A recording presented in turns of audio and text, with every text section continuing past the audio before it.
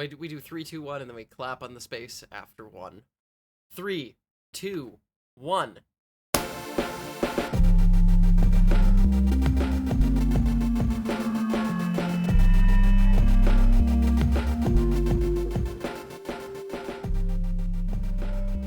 Hello, and welcome to episode 22 of Worst of All Possible Cars. I mean Transgurlismo. Yes. I am your host, Victoria Scott. My pronouns are she and her, and I'm here with my co-host. Hi, my name is Jordan Hofstetter. My pronouns are she and her. And we have a guest. Yes. Hello. My name's Josh. I use he/him pronouns. What's up?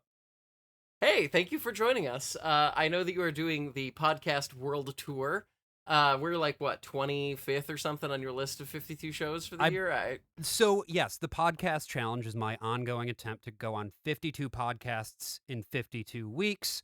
And I believe this is actually appearance number 30 of the podcast challenge. Oh, hell Although yeah. I think in terms of distinct podcasts I've gone on this year, it's like number 24 or something like that. Okay. Like going on 52 different shows is sort of a stretch goal for the podcast challenge. The core of the podcast challenge is 52 episodes in 52 weeks.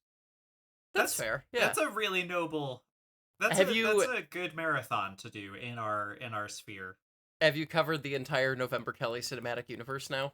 Yeah, I need to go on Kill James Bond still. Okay. That's I've been on it in the past, but I have not been on it as part of the podcast challenge. Okay. All right. Well, so we're number 30. This is our 22nd episode. So actually, you're doing better than we are. I'm outpacing you. I was about to say, it's like you're very early into our run overall. I was just I forget what got me listening to old episodes of other podcasts the other day, other than I'm unemployed right now, so I've just got some fucking time on my hands. But I was just thinking, I'm like, oh, it's gonna be so quaint when we've been doing this for like 130 episodes, and like the format's gonna feel all weird at the start, and it's gonna sound weird, and it's gonna be charming. But you get to do this like week by week by being on all these different shows. Like you are getting to be the butterfly effect for so many different podcasts right now. I guess that's my hope, that like every show that I go on, I can contribute positively to the overall trajectory of the show. But obviously, the nature of the butterfly effect, I guess, is that you never really know what's going to happen. Yeah, I was gonna say, also, if you hate the hosts, you could just completely fuck their shit up. I like the idea of going on a podcast that I fucking hate with the deliberate intention of making their show bad.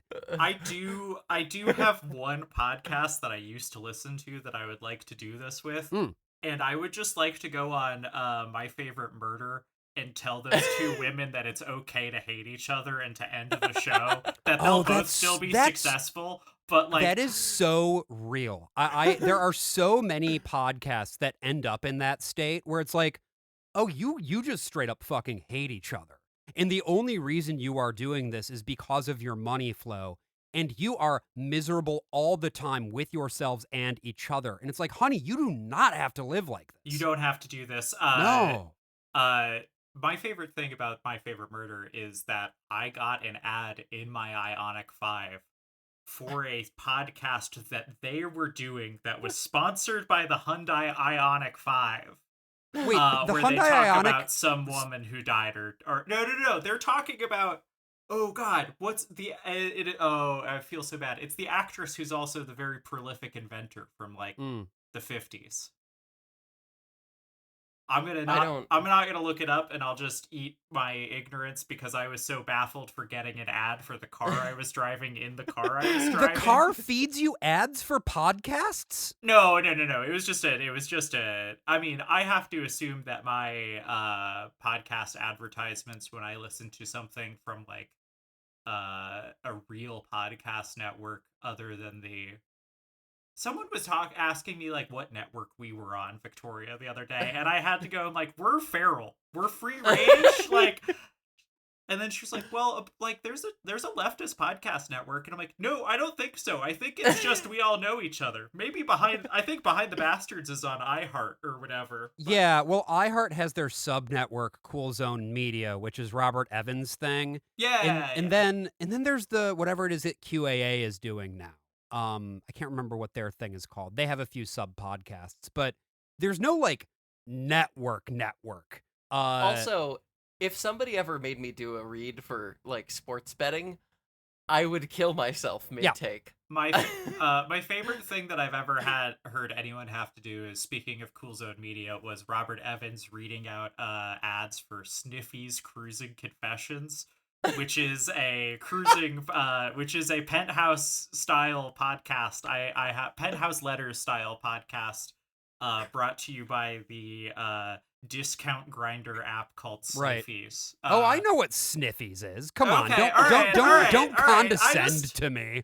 I don't know. Not everyone's about that app. I'm not about that. I just know about it because I know everything, and it doesn't make me happy. Oh yeah, speaking of being unhappy, I need to plug your shows here. Josh does host one of my wife's favorite podcasts actually of all time, The Worst of All Possible Worlds, and co-hosts Ill Conceived. So I think most people at this point probably get those two podcasts in their recommendations as part of listening to our show, just based on the audience crossover I've seen. But if you haven't seen them, you should check them out. Yeah, I believe I'm just like looking in Apple Podcasts right now because I'm pretty sure that it shows up as one of the things in the recommended carousel on there. But basically, Worst of All Possible Worlds definitely does. Yeah. I think they might both. Let's see here. We've got The Worst of All Possible. We've got Ill Conceived. They're both here, baby. Let's go. There we go. We've got it. We've got The Worst of All Possible Worlds. We've got Ill Conceived. That was a visual bit where I was holding my phone up to the camera, which is great in an audio-only medium. But yeah, The Worst of All Possible Worlds is a podcast about media and media narratives. Every week, we analyze a different piece of pop culture. We look at the explicit things that it's saying, the implicit things that you might have missed. Our objective is to do weekly case studies in the pop culture of a dying empire, and that's the lens that we use every week. It's like, what is this thing doing to change the way that you think about the world, and then hopefully trying to deprogram you from some of those assumptions as well. Joining the great narrative thread of podcasts where it is X topic through the lens of a dying empire. Yeah, exactly. Is that good for the empire? Does that make the empire feel good? Chat, is this good? And then the other one, Ill Conceived, is a podcast about natalism where we look into different people, movements, organizations, all of which are involved in the core project of natalism, which is this ideology that sees declining birth rates as the most important thing in the world, which is not our perspective, but we're very interested. Yeah, exactly. Yeah. We're very interested in the people for whom that is a topic of interest. And actually, that's one where there is somebody who does a podcast that it's not worth my time to go on and ruin, but one of the people who does one of those podcasts is very unhealthily obsessed with us specifically, June and I, my co-host on that show, to the extent that I feel like if we wanted to go on their show, we probably could. But again, I wouldn't because I'm not interested in participating in a spectacle for the sake of advancing fascist AI slop. So, you know. That's fair. That's why you're on this show. Yeah. Somebody joked in my replies about like, how do I know that you and Jordan's voices haven't been replaced with AI? And I was like, well, because I'd kill myself. Yeah, it's very straightforward. Do you think do you think an AI could get this many anecdotes just slightly wrong? Like, actually, wait a second, huh? Well, so today's show, we have mostly topics about the decline of empire in honor of Josh. But the first thing I wanted to talk about, Josh, we're interested for your thoughts on this as well. But we've gone a couple of episodes without humiliating Stellantis, which is the 14 car companies in a trench coat that runs, among others, Dodge, Jeep, Ram, Peugeot, Abarth, Fiat, Alfa Romeo, Maserati. There's more in there. Hey. I always Opel, Citroen. Okay, yeah, you get the idea. Moment of radical honesty. Hey, remember how in the notes I had a thing that we're bumping to next week that is also a Stellantis thing? Yeah. I wrote a line saying it's been a while since we kicked Stellantis in the teeth. fully forgetting that Fiat was also a Stellantis company. And Yeah, so it was FCA for a while. I remember yeah. that. a Maserati sure sold Chrysler 300s for a while. It's great. Yeah. So we after last week's episode about the Slate EV, we now have news about another confusing cheap EV that makes no sense in America, being sold here. Fiat is offering the Topolino in the United States, and the it's based on the Citroen Ami, which is it's classed as a quadricycle in Europe. They've been selling it since I think about 2020 or 2021. I saw a few of them in Paris. In the US spec, the Topolino is going to have a 19-mile-an-hour top speed with 8 horsepower. And the intent appears to be, until they start selling the street legal kit, that they're going to sell these to gated communities and country clubs as a substitute for an ATV or a golf cart, basically. Sure. So this is for the fuckers down in the villages, basically. Yes. Yeah. Yes. Yeah. This is for your grandparents who want to be stylish and European in their gated community where everyone has sex with each other. Victoria, when you were living in the Houston area, did you ever end up on the hellscape island that is Bentwater? No. Bentwater is a country club on an island surrounded by homes for rich maniacs. You have to take one of the world's longest bridges out to get to it, and your nearest grocery store was 30 minutes away, but you were living in suburban luxury. Quotes. I can't help but think of these people when I think about the Topolino coming to the US. Also, if you got mad at us about our Slate takes, I think you're going to get equally and oppositely mad about our takes on this one, because Victoria, I don't know about you, I like this little guy. I like kind of do too. I like him. I like Topolino. That's a friend's name. I think that's cute. You can get little rope doors. It reminds me of like a retro future styled the Twizy, the little Renault. Yes. It's actually the same class as that in Europe. It's the quadricycles is basically the idea behind it in Europe is that they're in a bunch of countries, including France. You can either be like older, so I think you have to be born in like prior to sometime in the 80s, or 14 years old with what passes for a French learner's permit to drive one of these. And again, they're locked at 28 miles an hour. There's a video of, I think it was like, did they ever let a woman host Top Gear? Not American Top Gear. Are you okay? There was some Fifth Gear. Fifth, yeah, I think that is what I'm thinking of them taking it on their test course and almost flipping it, because despite the fact that its batteries are really low in the frame, it's basically on bicycle tires, and at 28 miles an hour, if you crank the wheel, it will just flip. I've actually seen a video when this thing hits 28 miles per hour, you're gonna see some serious shit. Yeah. In the US, they will offer apparently a free jailbreak kit that will raise the top speed to 25 miles an hour, and then it becomes street legal on streets up to 35, which, having vehicularly bicycled before, the idea of doing 25 miles an hour in one of these is fucking terrifying. You're going to be killed by another Stellantis product. Yeah, you are going to be killed by a Ram driver, which is Sorry, I just reminded myself of the scariest thing I've ever seen at a car dealership. Victoria, have I told the story about when I saw the smart dealer crying? No. Okay. All right. Complete sidebar. I am so sorry. My mom has worked in real estate most of my life, as either like an agent or an assistant or like selling new homes. Cool and normal things suburban white women do. When she got herself a used C-Class in the mid 2010s, as did everyone who's every real estate agent. I took it to the dealership to get the oil changed for some reason instead of her. And anyways, I was just waiting, and it was one of the Mercedes Smart dealerships. Yeah. And the sales guy comes out of his office after being on a phone call and then just starts loudly sobbing by the coffee machine. And he Okay. just said, I keep telling people to stop taking them on highways. And then he was just continuing to sob and then ran out of the dealership into the parking lot. And I think about Hemingway, move over.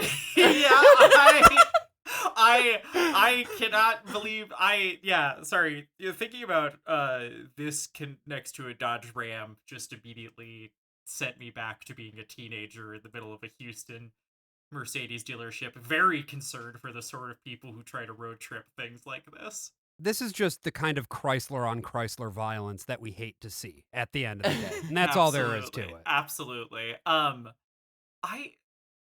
This thing, at 25 miles per hour, this thing, doesn't this thing make sense for most cities? Not really. I mean, I think the thing is so here's the thing, right? Is like this, and this is kind of, I'm burying the lead here.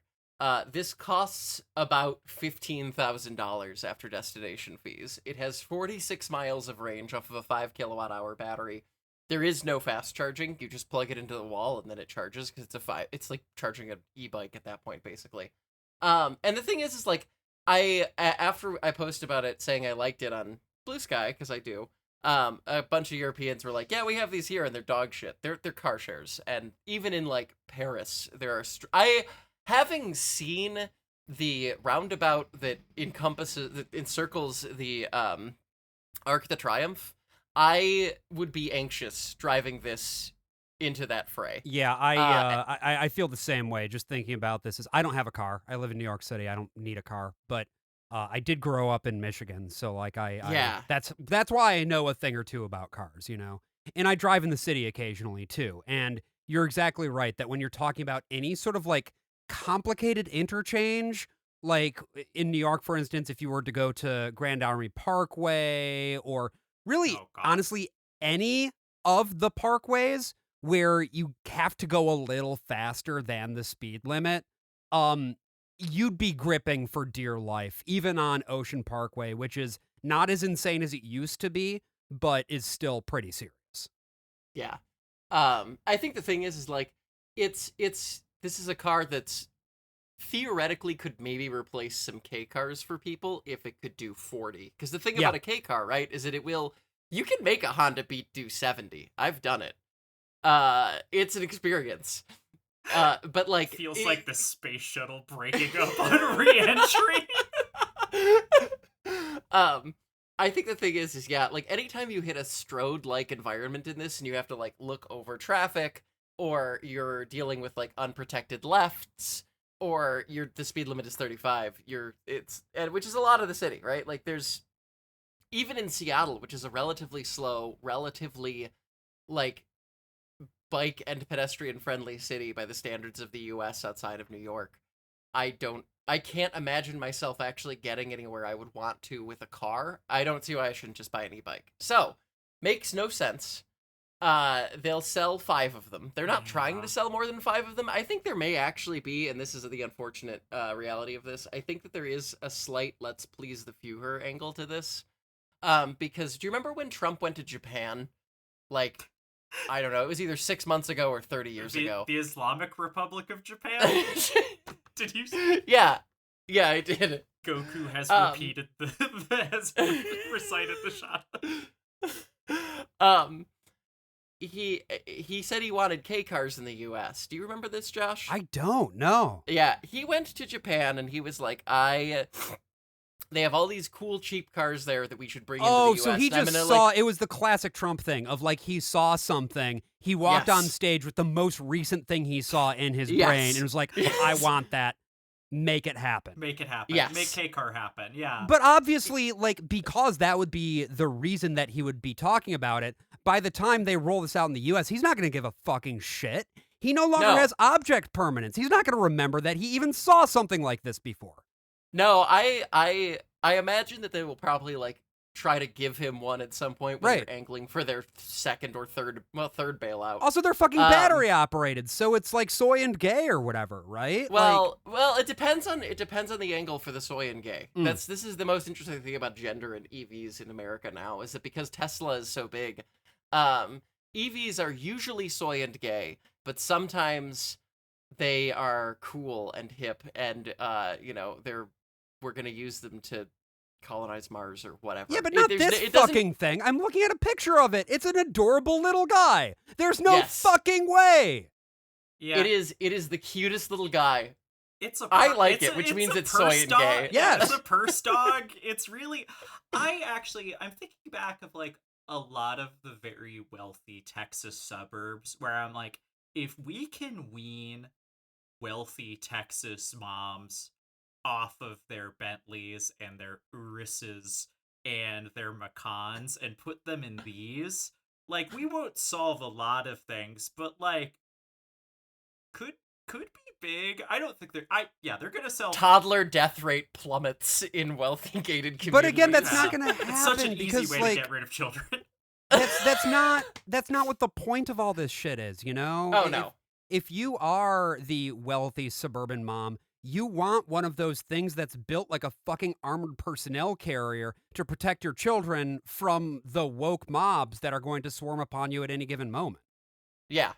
Yeah, no, you're completely right. I'm sure you've seen the videos of like the SUV customs, right? Where it's like the bulletproof windows and all that. Oh yeah. There was one of those that got handed out to a bunch of influencers that was like, you can order McDonald's because the 3-inch thick bulletproof glass windows roll down. But the thing that's funny is that like most like actual like dignitary cars that are bulletproof and like bomb proof or whatever don't look it. Like BMW, BMW will make you one. They won't publish exactly what they did to it, so that you can never be certain if this RPG is going to be enough. That is the point of this shit, is that you want to look inconspicuous. But again, it's not about that. It's about presenting something specific. It is about presenting the clear visual indications that you contain violence and are willing to inflict that violence upon other people at any given moment. That's Josh, what cars are for these Americans. I gotta give you credit, because you came on this show and matched my energy in like no time flat. This is amazing. Also, I haven't seen a guest get as mad as me in a hot minute, and I appreciate that. Yeah, I love and hate cars. You have to understand this about me, is like born and raised Michigander who comes by cars very honestly and is an avid member of the war on cars. Yeah. It's both at once. Yeah. I feel like we're double agents for the war on cars, Victoria. I feel like we're playing both sides. I was just thinking that this car is violence. It has the capacity to do violence was one of the weirder taglines for the Chevy Suburban. But like, you know, you gotta come by honesty. But that's what it is about this Topolino, right? Looking at it, this is not a car that could commit any sort of violence upon anybody. No, he's just a little guy. It's just a little guy. What are you gonna do? It's just a little guy. I want to paint even kill protesters. No, you'd bounce off a protester. Yeah. So that's. I mean, the only other thing that I had to say about this is that 46 miles of range, is not the breaking point for me here. Just because I wouldn't pay $15,000 for it in a fucking ever. But I did make an EV with 40 miles of range exactly left work in Reno, Nevada. I think for me, it is like, if I wanted to be paying this kind of money for something like this, I would just get a high quality moped or something like that, because then I actually get to enjoy greater mobility. It's street legal. It gets a little bit better range, and it's going to do what I need it to do. Also, you can park it. Exactly. It's also got the benefit of being way more portable and easier to park and store. Yeah. Yeah. I look forward to these being like concierge cars at country clubs. I look at them replacing. They are going to stunt on people who how much your golf cart costs. It's like the worst people in Florida are gonna love this thing. This is the car that they roll up to the pier to greet you at the White Lotus. Yeah. Yes. Yeah. Yes. Yes. Actually, Jordan, did you ever, in your automotive journalist career, did you ever have one of those. Okay, so I obviously, when I was working as a journalist, the car companies fly you out to a hotel where they keep you at to drive the cars around before they give them to the general public.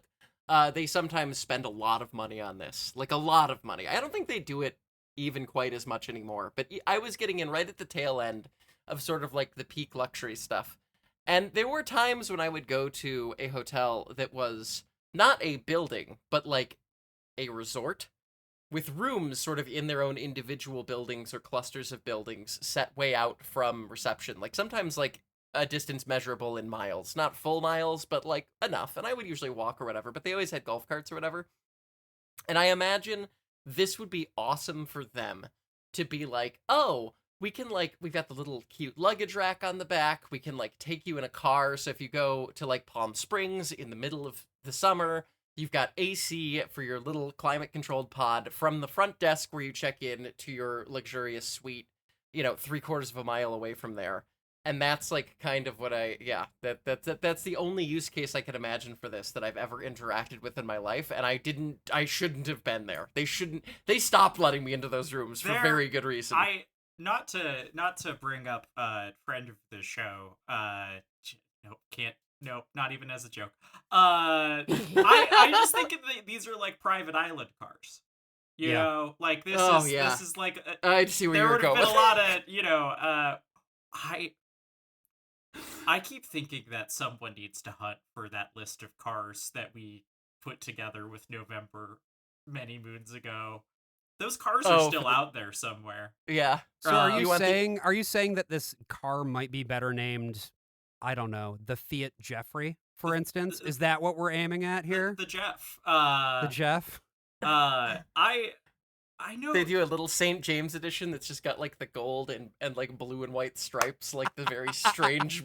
And they put the dome on top of it too. Are beautiful. Yeah. Speaking of putting domes on it, I heard the Pope bought 20 of them for Vatican City. That actually makes sense. Yeah, which to be fair, I go, man, is that Chicago Pope's favorite purchase he's had to make yet? But look at how easy it would be to rig this thing up into a Pope mobile. Genuinely. Like, it's perfect. Yeah, I think you could pick the Pope up and tip him then, but like, other than like, it's a pretty good idea. Let's go Pope tipping. Let's go Pope tipping. It's like cow tipping, yeah. You talking about someone rolling one of these reminds me of the BMW i3 is a beautiful, wonderful little egg-shaped car that actually will go like highway speeds, unlike this. Do you know they're banned from SCCA autocross events? No, really? They want to tip real bad. They want to go. They want to be on their side very badly. Yeah, they're gonna have to ban these too. Yeah, which is a shame because 25 miles per hour. They were also. I saw maybe this was just Italian fevers and ramblings, but they were talking about doing a Barth version of this as well. I don't think that was real. I want to see them cross over with Ram and Dodge and make the Hellcat. I want 707 horsepower in my rope-doored Topolino. At that point, it's just like like an off-board generator. Wait, have either of you drive BMWs ever? I've not driven like a new one in a while. Okay. Yeah. A few years ago when I was in LA, I rented a 3 Series, and I gotta say, it's a nice car. It's a nice car. I mean, obviously that's a fucking cliche thing to say, but like, there's something about the way that one of those bad boys handles that. What year was this BMW? This would have been a 2022. Yeah. No, I'm out. I have driven one of those and I hated it. You hate it? I can't stand modern BMW steering. The last good car they made was the 2016 M2. Okay, yeah, no, this is more the recent. i7 isn't bad because it's like sedate, but as far as other sports handling stuff, it feels crazy. But go on. I accept the point. I was also only driving in LA, so like I didn't take it out and like really put it through its paces. That's a great LA car. Yeah. It is a good LA car. And I definitely felt like a fucking wanker driving it around too, like having everybody look at me like, who's this dipshit? It really felt, and it was a convertible, so it really felt like the full LA experience. And I had the feeling of like, wow, this is what it would be like if I was a car guy, which I secretly kind of am, but also I'm not. Yeah, I mean, you could just do what I do and just like be a car person who relies on the bus to get places. I don't own a car, even though I am have been a car person since I was 2. Okay. Basically, what was your gateway into being a car person? What was the first car that you fell in love with? Oh my god, I got a 5-pack of Matchbox when I was 2 years old, Oh. and I was so obsessed with them I stopped playing with all my other gifts. Okay. And I just like concentrated on that, and by the time I was like 2.5 or 3, I could name basically every common car on the road. Okay. So the secret is autism. Okay. The secret sauce. And then my first car I ever owned was a 1988 Toyota Supra Turbo. Okay. Which was like my gateway into enthusiasm, and it kind of like for me it was rebellion from my parents in the first real meaningful sense I'd ever had, and so like car culture for me became like the everybody talks about it as being freedom and escape or whatever, and like it did do that for me. Not necessarily even through transportation initially, although I did also get that later, but just through like feeling like I had some autonomy and could make some decisions. Sure. So I'm like, I still love cars. I still would love to get a car, but I'm not buying a Topolino. But it is a little guy. It's a little guy. I think I'm looking because I'm trying to get the exact model year, but my grandpa had a Chevrolet Corvette, and I believe it was an '89. Yeah, hell yeah. And Corvette convertible. And so when I was a little kid riding around in that thing, I was like, yeah.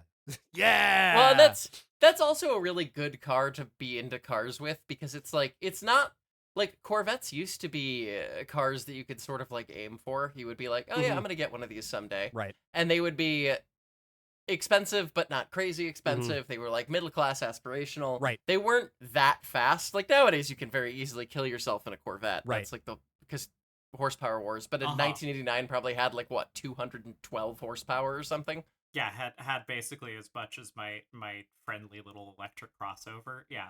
Yes. Yes. Well, because your electric crossover is probably faster to 60 by quite a bit too.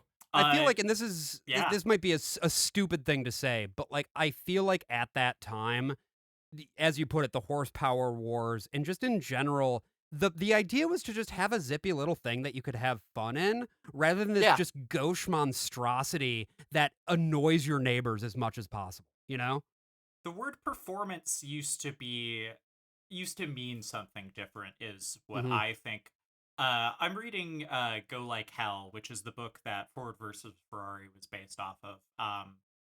And I have been trying to formulate this idea that I actually think that performance of how we thought about it in the like pony cars to muscle car war era versus now are two very different things, where it's like, you know, a quarter mile should not be measured in sub 10 seconds, you know?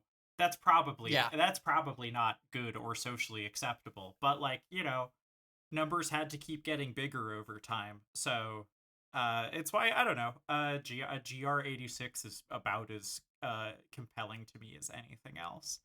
Yeah. God, I wish there was a version of I wish they still made the Fiat 500 a Barth. God, yeah. I was just they're about as cheap as they're ever gonna get now. Well, none of them work is the problem. No, is that they're all if I wanted a car that I couldn't drive ever, yeah, I mean a Fiat 500 a Barth with a stick is probably like the happiest little thing I could buy with money, but also it would be much like myself, a little broken all of the time. Like I don't know. I have chronic illnesses. I don't need a car that also has the chronic illness of being I was about Italian. to say, if you want like a normal, sensible car with chronic illnesses that is also a stick, may I recommend a Honda Fit, because that bad boy is going to go up until it doesn't anymore, and even when it's not going, you can still push it a little bit farther. And I speak from personal experience on this one. This is a pro Honda Fit podcast. Okay, thank God. Yeah, absolutely. I was driving. I drove my dad's Honda Fit quite a bit as well. And I think that bad boy has finally given up the ghost after all this time. Rest in peace. Got over 200,000 miles on it though. So yeah, there used to be a B spec.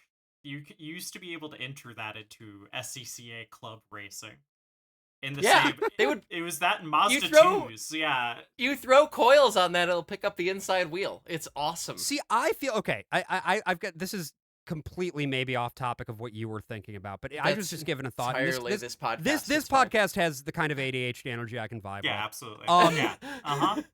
I would like to talk briefly about sort of the comparisons between custom PC building and cars, and the way that for a very long time you were able to kind of build a car, or not build a car, you were able to build a PC rather, pretty cheaply to specification based on what it was that you wanted. But because prices on everything have gone up, and that has gone hand in hand with a decrease of specialized knowledge as everything goes more and more like the consumer is expected to know nothing and everything is expected to get serviced by the company that builds the thing. Consumers are no longer empowered to build computers in the way that they used to. And I'm looking at my little computer right here, right now, and thinking about how I built it 3 or 4 years ago when you could still get 16 gigs of RAM for like $40 or whatever. And I feel like with cars, it's the exact same way because it's the same sort of reliance on specialized components that are becoming less and less economical by virtue of the fact that the manufacturers allow us to keep nothing nice for ourselves ever because they demand that they control everything. Bars. Yeah, bars. Bars. Yeah, absolutely. Bars. No, that's completely true. That's going back to your grandfather's Corvette. He used to be able to go to fucking AutoZone and buy enough shit to make that thing really peel out of the Denny's parking lot on a Sunday morning. That's right. They literally this. You literally cannot tune the new Corvette or a tuning house this week after that. That's a 6-year-old car now. That car has been untunable for 6 years because if you tried to crack it or anything, it would basically just throw every engine code and tell you to go to the dealership.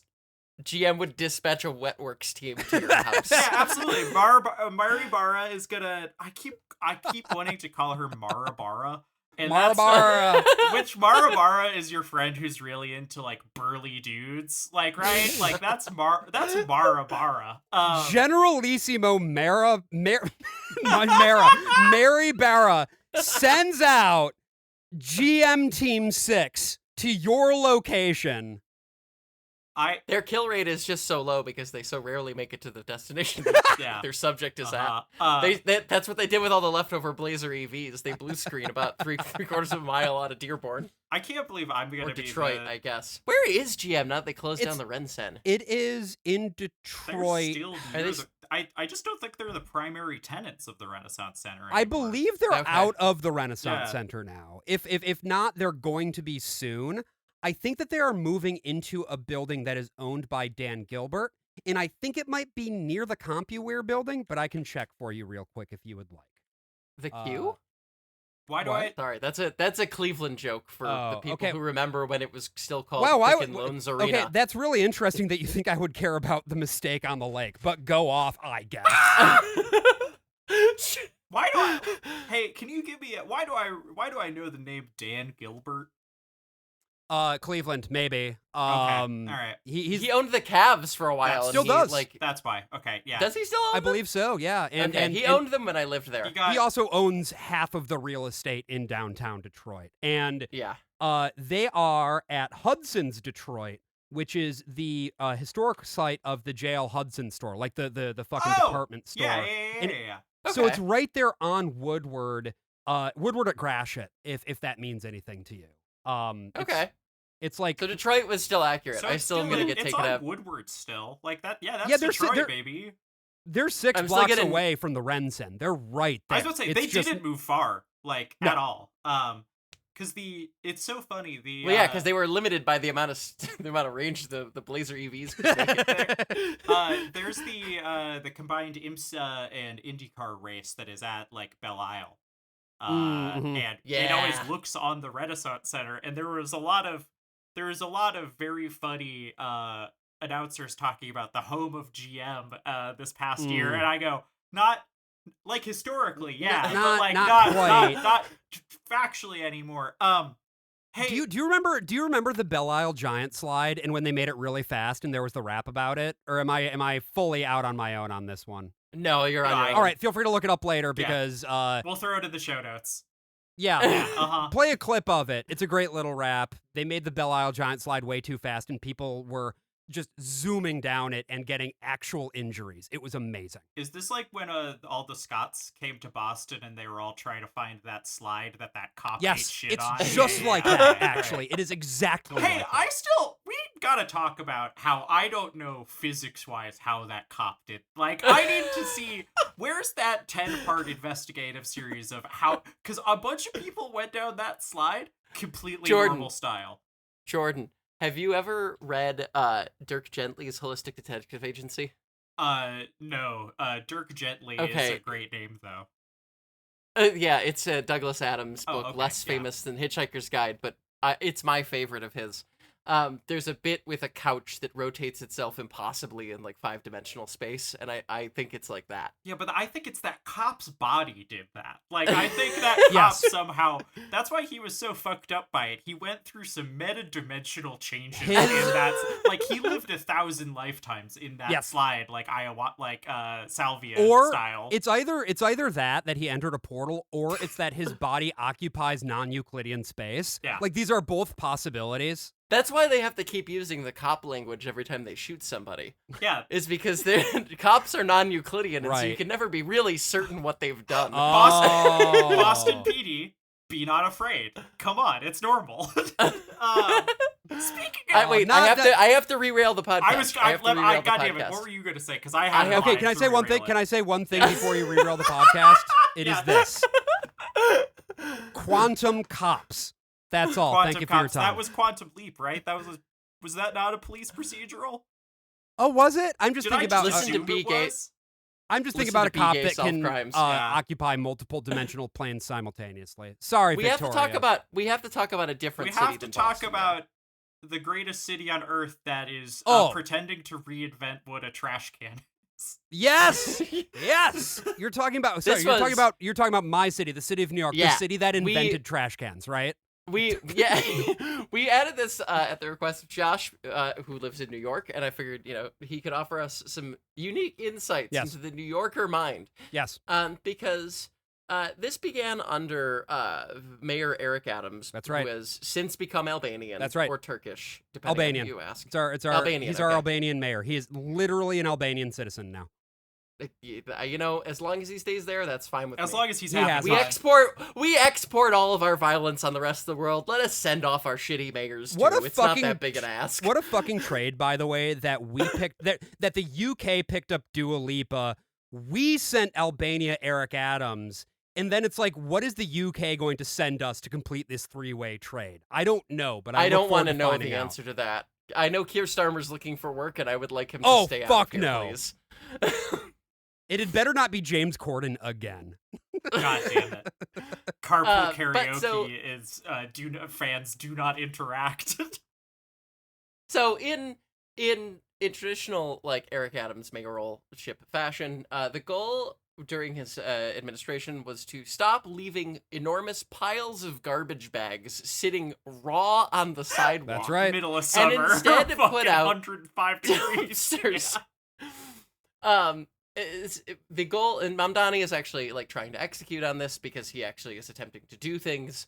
And so in order to do this, they are containerizing their trash, which means basically converting about 29,842 parking spots at maximum from street parking into dumpster storage areas so that they can like put their garbage at big apartment buildings into a bin that then somebody comes and collects later, instead of leaving the bags raw on the sidewalk. And I want to point something up here, which is that a lot of people will be like, what the fuck is wrong with you animals? Leaving... I did actually put that verbatim in the notes. Leaving what the absolute fuck are y'all doing over there? It is insane, but it's maybe not quite as insane as it first appears, other than it took this long to sort of come to a solution.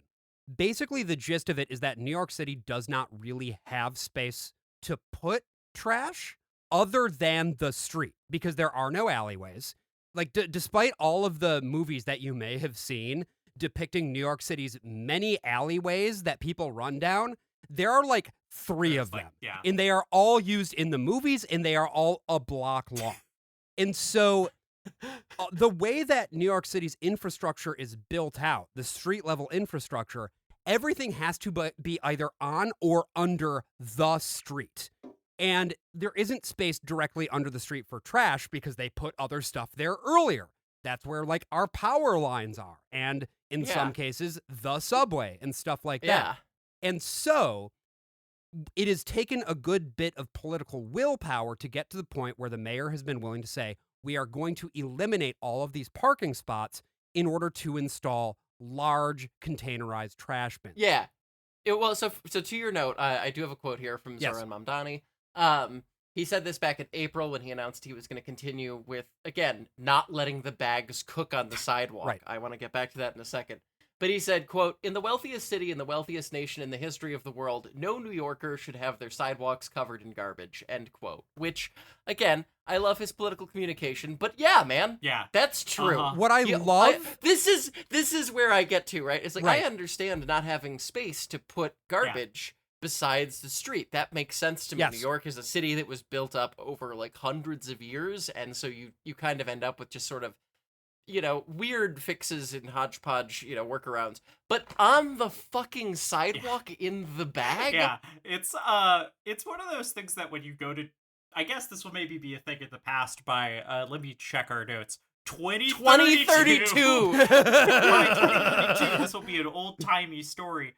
But I remember the first time I was in the city, and it was trash day, and I assumed something had gone horrifically wrong, where I was just like, I was talking to my sister, I'm like, are the trash guys on strike? And she goes, Right. no, why? And I go, where are all the dumpsters or whatever? And she goes, what dumpsters? And I'm like, you were paying $1,800 for a room in an apartment, and what do you mean that? And I thought, I'm like, okay, maybe that's a Brooklyn thing. And then you go into Manhattan on trash day, and I'm it's like, even worse. It's Fifth Avenue. This is the wealthiest bit of shopping maybe in the entire Western Hemisphere. Yep. And there's a rat the size of Beep Beep, my cat, that is just sitting like a king and like a dragon on a horde of garbage bags, hissing at tourists. And I just go, oh, okay, I guess you do just live like this. All right, cool. Yeah. And the reason that this has been the way that New Yorkers have lived for so long is that the streets themselves, the space where you would put garbage cans, dumpsters, whatever, they're all parking spots. That's all dominated by parking, right? It is a space that motorists consider to be rightfully theirs by divine right, essentially. Yes. Because, and this is the other really important thing, I believe the number is 3 or 4% of street parking in New York is metered. The rest is free. Yeah. Which is, again, kind of insane. Fucking insane. It's no, nuts. that's not just insane. That's absolutely absurd. This is the thing where it's just like, people, whenever I visit, and then, like, God forbid I do drive in, but people are like, oh, where did you park? And I went, the street for days for free. Mm-hmm. Like, I go, I'm like, what are you talking about? They're like, weren't you staying in Soho? And I was like, yeah, that's all free street parking on the weekends. Like, yeah, I parked baby. around the... Yeah, I just went and parked over around the corner on Lafayette. Yeah, no, exactly. No, I was on a hotel, and they're like, where did you park? I was like, across the street from the hotel. They're like, oh, like a ways away? And I went, no, like, I could see our car from the hotel window. Like, that's the thing that people don't realize is, like, especially in lower Manhattan, as long as it is either the weekend or not during business hours, there is ample free street parking everywhere. Just park wherever, And this is a massive public policy failure. Massive.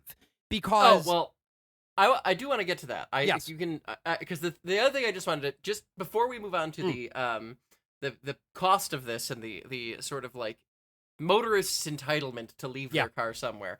I did want to just point out, so 29,842 parking spots sounds like a lot.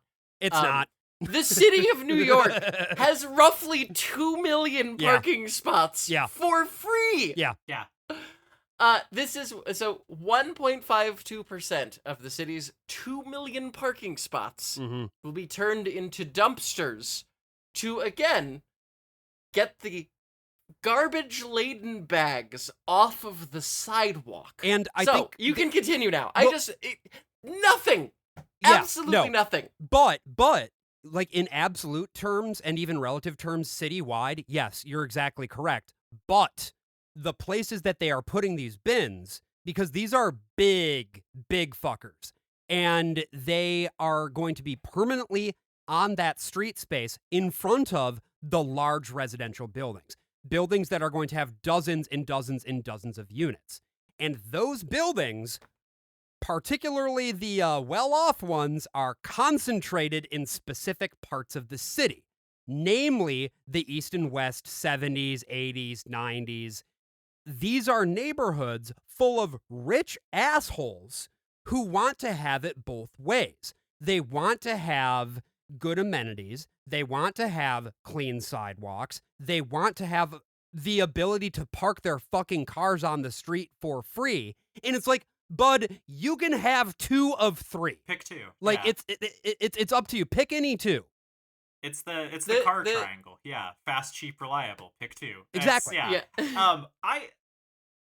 The trash is one of those things that made me realize to fully give in and acclimatize to New York is to just fucking say, well, yeah, of course that's how it works. Where else would we do it? Like, this reminds me of going to London and being like, why would you ever drink from the tap? Yeah. Because I don't know if you ever had London water, but not great. That shit's gross. Not a fan of Thames It is water. one of those things where it's just like everybody there is like, oh yeah, London's incredible. Just don't ever drink anything that comes out of the faucet.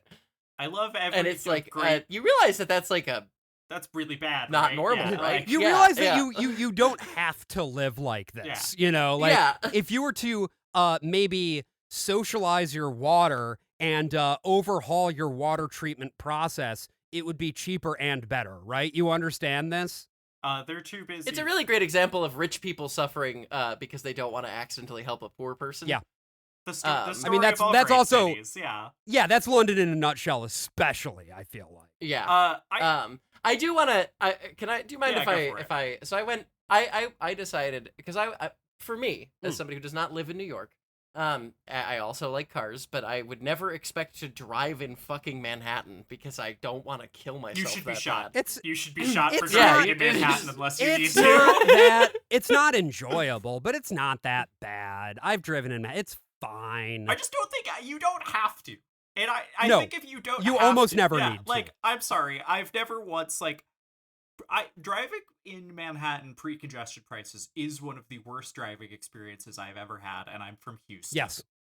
But also, like, you just don't need to. It is one of those like, you are being a Castle Doctrine suburban-minded pervert if you were trying to drive in Manhattan instead of just walk, take a train, do literally buses, anything. You could take the weird gondola, I guess, if you need to get to Roosevelt Island, but other than that, yeah. Like, there's always something. But I of course look at this as like an unalloyed good, and of course, again, I know that there are people that think that they're to the left of me who will disagree with me about this. I have been a pretty big Mamdani fan. I continue to be a pretty big Mamdani fan. I think that he is kind of the best we are ever going to get out of realpolitik, and I appreciate that about him. For now, yeah. I think that there is there is space to push later on, but at our current moment in time, he is pretty well handled basically everything, including trans people, which he's the only one who's tried. Even we don't even have a standard of what could be like theoretically accomplishable beyond what he's done, because nobody's even given it a shot. So also, as regards politics in New York City around trans issues particularly, the city is in such a bind in terms of what it realistically can and cannot do. I would like to see him be a bit more rhetorically forceful about this stuff, but at the end of the day, from a policy perspective, yeah, it's tough. It's really tough given the mechanics of what's going on right now. Yeah, and so I maintain my Mamdani, appreciator status. I think he's pretty cool. I'd be thrilled if we had a mayor as half as effective as him here in Seattle. Because despite all of the Washington Post's hand-wringing about our, femme Mamdani, she is not really delivered on that yet. Wait, they're feminizing Zoran Mamdani? Is that? Yeah, Rama's into it, and you hear? Wow. All right. Let's go. No, but so I was like, this seems like a great trade-off. 30,000 parking spots in exchange for not letting garbage sit raw on the fucking pavement. Brilliant. So I went to the New York Post because I knew that they would have the wrong opinion. And I decided to I just want to read you the man on the street interviews they did for their article, which I will begrudgingly put in the notes. Fuck yeah. They are a source, even though I fucking hate them. Quote, taking away from parking spaces in order to have more trash is not feasible. It's not realistic, said Claire, a 29-year-old veterinarian on the Upper East Side. We could find other places to put our trash things, end quote. She's talking about pet remains. She's talking about pet remains. She's a veterinarian. She's talking about pet remains. Where are you going to put them? Well, a fellow vet who gave her name as Jasmine, 23, they agreed. two veterinarians? they just did this during a vet appointment, yeah. Saying, quote, we need the parking, and we're already limited in spaces when it comes to stuff like that. So I feel like we can definitely find, something else to put our trash at, end quote. Okay, yeah, I guess there is mathematically a maximum amount of parking in New York. That's true, lady. Well, you are limited in that 2 million is a limit if you could park 2 million times. But, oh my God. This is not to hand it to them. This is a stupid line of argument. But I think it's worth noting there is a Gothamist article that reports on this, and they have actually visualized on a map who is going to see the most impact in terms of available street parking space. And both the Upper West and Upper East Sides are going to be losing roughly 10% of their street parking.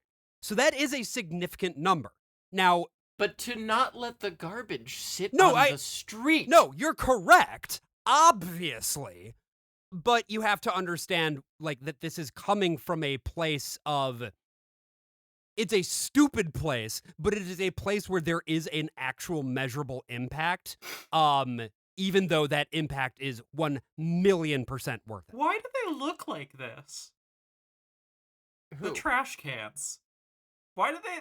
I don't know. They're called Empire bins because they have to be because it's over, baby. Throw it away.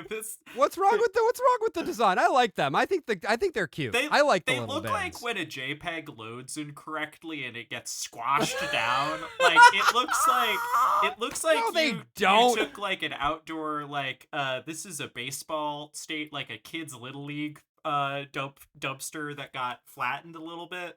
Okay, you know what they look like? They look like those plastic mailboxes. You know what I'm talking about? Uh-huh. That's what they look like. So, Josh, I have a question for you. I have an answer, hopefully. I've never been to the city of New York. I really want to go. I'm going to try to fix it as soon as I can. I don't have any money. We'll work on it. We'll get there. It's just I never got flown out for free when I was working as an auto journalist because nobody's going to do a press drive in New York. All right, well, you should come out. In the famous words of Taylor Swift, it's been waiting for you. Yeah. Oh my God. You'd love it. I want to You'd love it. Stop making me not want to go by referencing her. This is a anti-Swiftie zone. Do you remember when Taylor Swift tried to be the New York lady for 6 months? And then everyone was like, what the fuck are you doing? She still is. That's why she got married at Madison Square Garden. The place that all New Yorkers claim is their ancestral homeland. Yeah. Famously, yeah. So I have a question for you about Uptown Manhattan. Sure. Yeah, are there subways there? Can you get there via public transit? Oh, yeah. Can you take the train there? Yeah. So if you work outside of the city and you were like, oh, I work at a veterinary office and I can't park my car, would it be feasible to say, well, have you tried considering the subway system? Yeah, I would say, that's very interesting. Maybe take the 1 train or the A train or the C train or the 4 train or the Q train. Or the 2 train, depending on where uptown you are. Yeah, there's probably a branch of the New York City subway to service your needs if you are in uptown Manhattan. I was just checking to make sure I wasn't being overly reductive by saying, no, it's not reductive at all. Stop, and this is, I think, the thing that a lot of people this is the unfortunate part of being a pro-urbanist car enthusiast who talks to a lot of car enthusiasts, is that at a certain point, the status quo is not natural. It is something we have created. It is in itself a political creation. This is what like every trans person is constantly screaming about. By the way, sorry, I need to add the B train, the D train, the Metro North. Yeah, there are other options. I want to be very clear about that in case it wasn't clear already. So like the status quo in the US is that you get to drive your car into the city, you get to park it for free on a street, and then the city will basically rent you at a cost of $0 a patch of pavement to hold your 2-ton personal object that then you use by yourself to go home at the end of the day. And the thing is like that is not tenable for a better world. You cannot like if we are going to spend resources on socialized programs that improve people who live in a city's lives, dedicating vast swaths of real estate to free parking for people to put their personal vehicles in there's no fucking benefit there for like anybody except those people who park there, which are a very small fraction. Particularly if you're talking about Manhattan, which is one of the most densely populated places on Earth. Yeah. It's so indulgent to assume, because I'm even just like, why is it all free? Surely, like Chicago, you can't park for 5 minutes without paying. Like I think the Saudi royal family, that's correct, or someone that bought all those parking spaces 20 years ago or whatever for 100-year lease. Like that's right. Pittsburgh, I could park in my neighborhood for free, right? But like if I go anywhere else, like and I'm not saying that those parking spaces should exist, but like the fact that the city is just not like, you want to talk about rebalancing budgets. You start charging for parking spaces in Manhattan. Yes. And charge what the market will bear, right? Yeah, absolutely. Genuinely, if you could honestly, dynamic parking prices in Manhattan would raise an unbelievable amount of money. You could have enough to force fem the entire city. That's true. The mayor, all of the mayor's friends. We're force femming New York. Or it's called, this is how Zoran Mavdani gets a fucking Gundam. Like, I just like. But so this is the thing that I think is interesting to talk about in the context of New York City politics specifically, that there is private motorists are a fairly vocal and annoying demographic, but they don't exactly vote on block. It's more of what's going on is that the New York Post, for instance, and other organs of right-wing media and just right-wing politicians and media and influencing groups in general are able to use parking as a wedge. Because that's the thing, right? One of the things about New York City is that the culture war bullshit outside of certain neighborhoods doesn't really fly here. Because of the fact that the city is a cultural melting pot, and one of the key things about being a New Yorker is that you mind your fucking business. But if you're able to find an issue that gets people all heated up about like, well, this is mine. The kinds of people who are going to be driving cars in the city and parking cars in the city tend to be the kinds of people who you can activate for reactionary means. And that's really what the parking situation comes down to, is that it's the third rail of New York City politics, not because parking reform would be impossible and not because it's a bad idea, but because people are just unwilling to poke that particular bear because it is a cultural issue that can then be used as a hot button wedge. Yeah, and this is the thing that I think the term sewer socialism gets thrown around a lot lately, which is, making the city work better in a visible, tangible way to kind of undo centuries at this point of propaganda. The government, the scariest words in the English language are from the government. I'm here to help. Ronald Reagan. We've been stewing in this shit all of our lives, and so one of the places, if you want to like make a pitch for socialism that's compelling, is you show people that government actually can work and can help them and is there to provide a service to all New Yorkers, for example. And I love that. I think this is part of what makes this so compelling. And I think it's part of why I find Zoran like compelling politically is that if this works in the way that we would expect it to, which is there are no longer giant soggy piles of rotting garbage covered in rats on the sidewalks all year round. And there, it helps with like rat problems. It makes the streets cleaner. People who use wheelchairs or whatever can get around easier because not dodging fucking piles of garbage on the Victoria, sidewalk. I'll have you know that it is very ableist of you to not prioritize cars, which are the most important thing for any handicapped person anywhere. I'm summoning a spirit bomb to lightning strike your location. It makes me so of all of the bad faith pro car arguments, that's the one that actually grinds at me the most because yes, there are some people who have limited mobility who genuinely need cars to get around. There are some. Not a lot, but some. But you know what? If somebody who genuinely needs a car to get around the city needs to have better mobility in that car, it's going to help them a lot getting the other fucking cars off the street. Well, and the other thing, too, is like in Seattle, we have free street parking in a lot of places, paid in others. But if you have a like handicap disability permit placard, they'll put a handicap spot directly in front of where you live.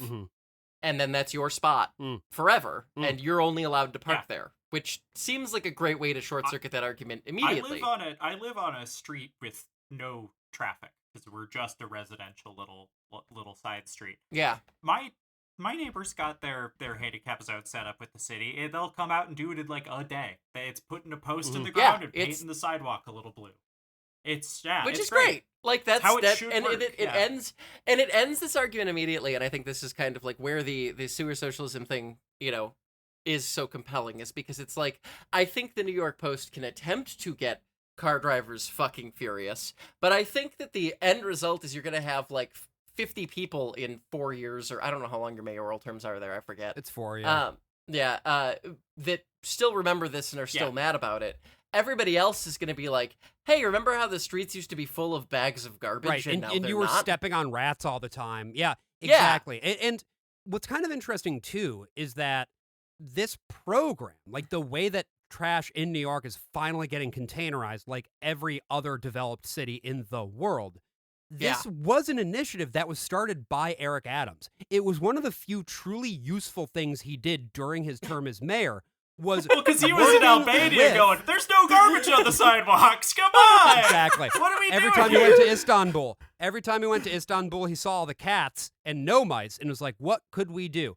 But the thing that he sort of started to do, like, again, we were sort of joking about and referencing at the very beginning, that absolutely fucking hilarious press conference where he basically said that he invented the trash can. Yeah. Like, that was wonderful.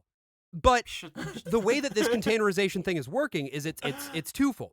You have the big-ass bins, which are permanently installed right up next to the sidewalk on the street in places that used to be street parking. And then free plastic bins are also being distributed to homes. So on trash day, you know what you do? You take the bin and you roll it out to the curb like any other city ever, which is great. Wow. And I'm sorry. Empire bin state of mind. Yeah, that's real. Anything? That's correct. Is this something? This is one of those. I love New York so much. I love all of my friends in New York, but every now and then it's just like they're just called corner stores everywhere else. It's like, your unique experience. Yeah, it is like a little different, but like that's like if we all fetishized Buc-ee's, which I guess a lot of people do actually. Let me ask you this: can you go to a corner store and pick up a mysteriously dusty can of beans, turn it over, and see that it's priced at $6? Yes, I can. Yeah. Yes. Fuck. Yeah, I was about to say, it was just like, no. It's pretzels is the same everywhere. But I guess my point here is that it took a decent amount of both coordination and spending political capital to sort of deputize DSNY in this way, what's great then for Mamdani is that he can continue and expand that. And speaking as somebody who lives here and has lived here my entire adult life, it's been genuinely shocking to see the way that certain aspects of quality of life have improved as Mamdani has executed plans and as his people have executed plans for different parts of the city and different departments and aspects of city governments. Because the neighborhood that I lived in, for instance, all of the streets have been fucked as long as I've lived here. All of a sudden, over the course of the past 6 months, every street in my neighborhood pretty much has been repaved or is going to be repaved. Yeah. That is a small thing that dramatically improves quality of life for everybody. And similarly, the trash shit, I'm sure we're going to get those bins eventually because I live in a pretty big building as well. We're going to lose a couple of our parking spaces. Fuck! But it's going to pay off in the long run because we're not going to see fucking rats everywhere. And it's also interesting because there was this brief period of time, like right directly after the acute period of the pandemic, where all of these restaurants had spaces out on the street that you could also sit and eat in, you know, these like sidewalk sheds and awnings. And there was this period of time where we were talking about, okay, how might we take this temporary thing and make it a stable long-term thing? And because everybody loved it. Exactly. But what ended up happening too was that some of this stuff just ended up going unused, and then they just became rat vectors, basically, because the rats would just move in. And Dr. Zoidberg, homeowner. Yeah, exactly. So then what happened, like the net way out of that was that all of these sidewalk sheds pretty much got destroyed and removed because people weren't willing to pay sort of a fee to keep it up, and they weren't willing to spend the money on upkeep for the thing itself. Tragic. Fucking sad. And we had this time of rethinking, what is this space for? Particularly in, again, one of the densest cities in the world. Why are we not using our streets for people rather than fucking cars? And it is my abiding hope that people are going to see what happens as a result of this, and they'll be like, oh, what else could we maybe put in the street? Yeah. No, that'd be awesome. It feels like New Yorkers are reinventing the social contract from first principles. Yes. Which we have to do in this country. We do. Yeah, we do. I was in New York a couple weeks ago, and it was the first time that I have felt that the city felt overall positive. Like, no, like... You were there when the Knicks won. Yeah, that helped. Yeah, that was a good night. That was a really good night. Yeah, I got drunk. There was somebody running around my neighborhood with an open bottle of champagne, just pouring shots into the mouth of anybody who wanted it. I was at a bar, and they just basically, they just poured us all whiskey shots, and then told everyone to walk their tabs. In that they're like, the bar owner's taking care of everything tonight, and I was like, all right, man. Thanks for the 4 Millers. It's so... If this were a problem in any other city on Earth, it would be maybe a little less of a novelty to talk about. I mean, I should say in America. There are definitely cities on Earth where there are trash problems. Yeah, listen to There's Your Problem. There's Your Problem, where they were putting bronze ingots in the trash or something. I don't know what you all did over there. They were just dumping radioactive waste into Vesuvius. Oh, cool. Into the actual crater of the volcano. Yeah, check out my other show that I sort of am on as a host occasionally, most of the time lately. I figure that's how you would try to summon Godzilla, right? Like, that's how you summon a Godzilla, at very least. You're jumping right... a kaiju. Godzilla is one of many kaiju. I want to be very clear. And this isn't like when I call all vampires Draculas as a political point. Right. Wait. Have you seen? I keep being like, oh, have you seen? But have you seen the video where it is the pilot of the TV show The Slap, except rather than children, they are Draculas? No. Josh, I'm gonna need you to start sending me links. Are you familiar? These show notes are gonna be 6 miles long. Are you familiar with the NBC miniseries The Slap? I am familiar with the No. trailer for the NBC miniseries The Slap, which means I think Right. I got the entire premise. Someone gist slaps of a the child, show- right? That's Yeah. right. That's right. Somebody slaps somebody else's child. And it sets off a wave of tension in this bucolic suburban neighborhood. Well, in the version that I'm talking about, everybody has a What? Dracula, and one of the parents slaps somebody else's Dracula. It's wonderful. I love when people do things that David Lynch would have like discarded as like it's the things that David Lynch would like scribble down and then like crumple up and shoot into a wastepaper basket. That was like an entire genre of other television shows. Yeah. Speaking of vaguely Lynchian things, can we get to our last topic here? Perfect segue, no notes. Hell yeah. Yeah, I was thinking about, speaking of socialism, since apparently we're doing this kind of like, we're doing what I would describe as socialism for the nation. We Sure. could call it a kind of national socialism, if you will. No. No, we're done talking about good. We're done talking about good shit. I mean, I It's think over. this is Bad good, vibes only from parentheses, here out. funny, but like, you Wait, know. can I read one? I just wanted to read one quote about the trash cans. Is Yes, that please possible do. to Yes, still of do? course. Oh you yeah, can. sure, Briefly. go for it. Okay. This is from a Gothamist article about the thing. Drivers like Julius Ubari, 30, from Sheepshead Bay, was skeptical that the bins would make a dent in the rat population. Instead, the plan would make life miserable for car owners. Taking away parking is just going to be a crisis, said Ubari. If they could find a way to put it on the sidewalk, that would be great.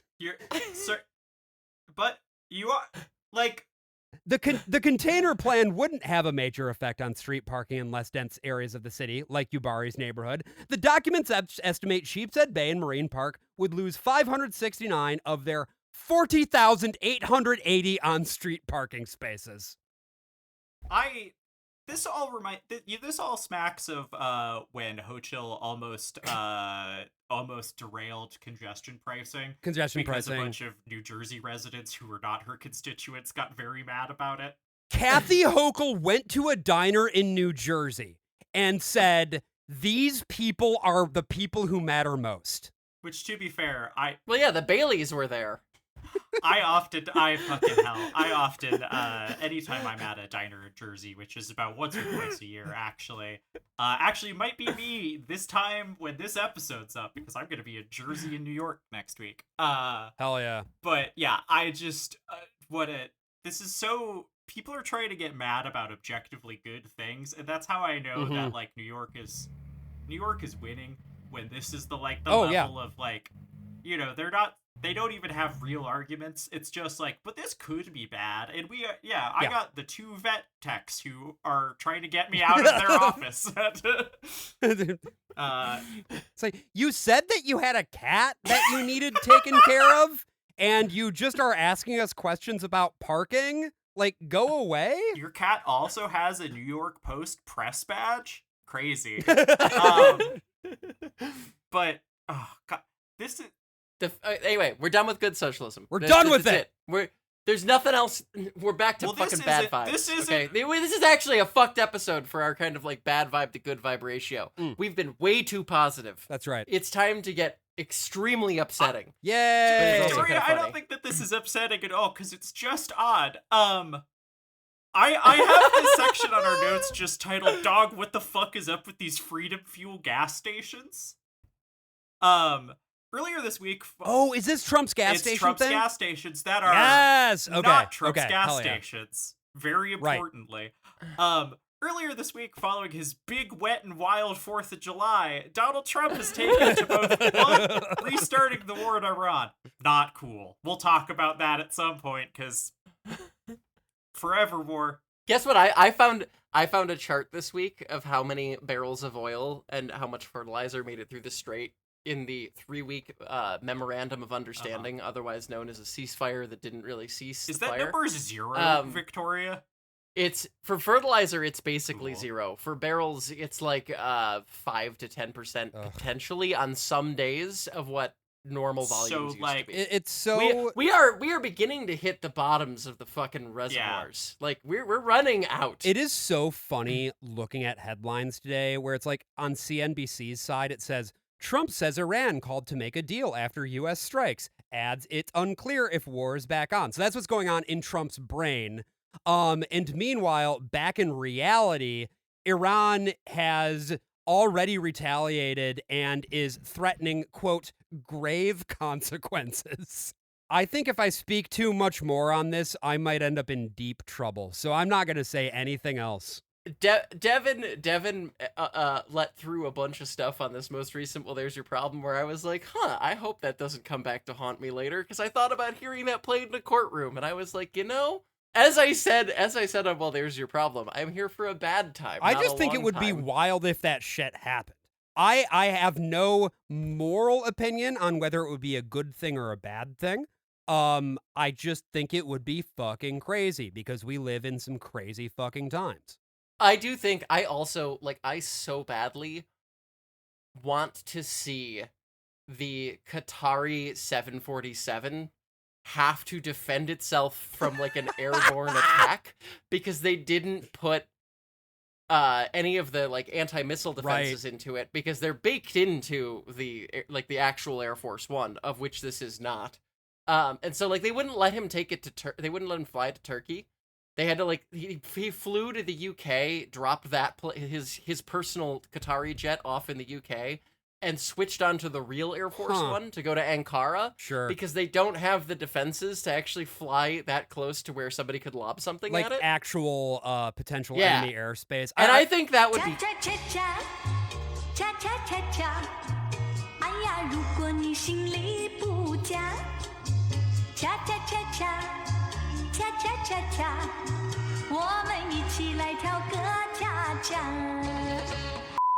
We just bulldoze the... I know we told the listeners that we told the Truffle Pigs that that our next bonus episode would be like, I don't know, being democratic and answering their questions.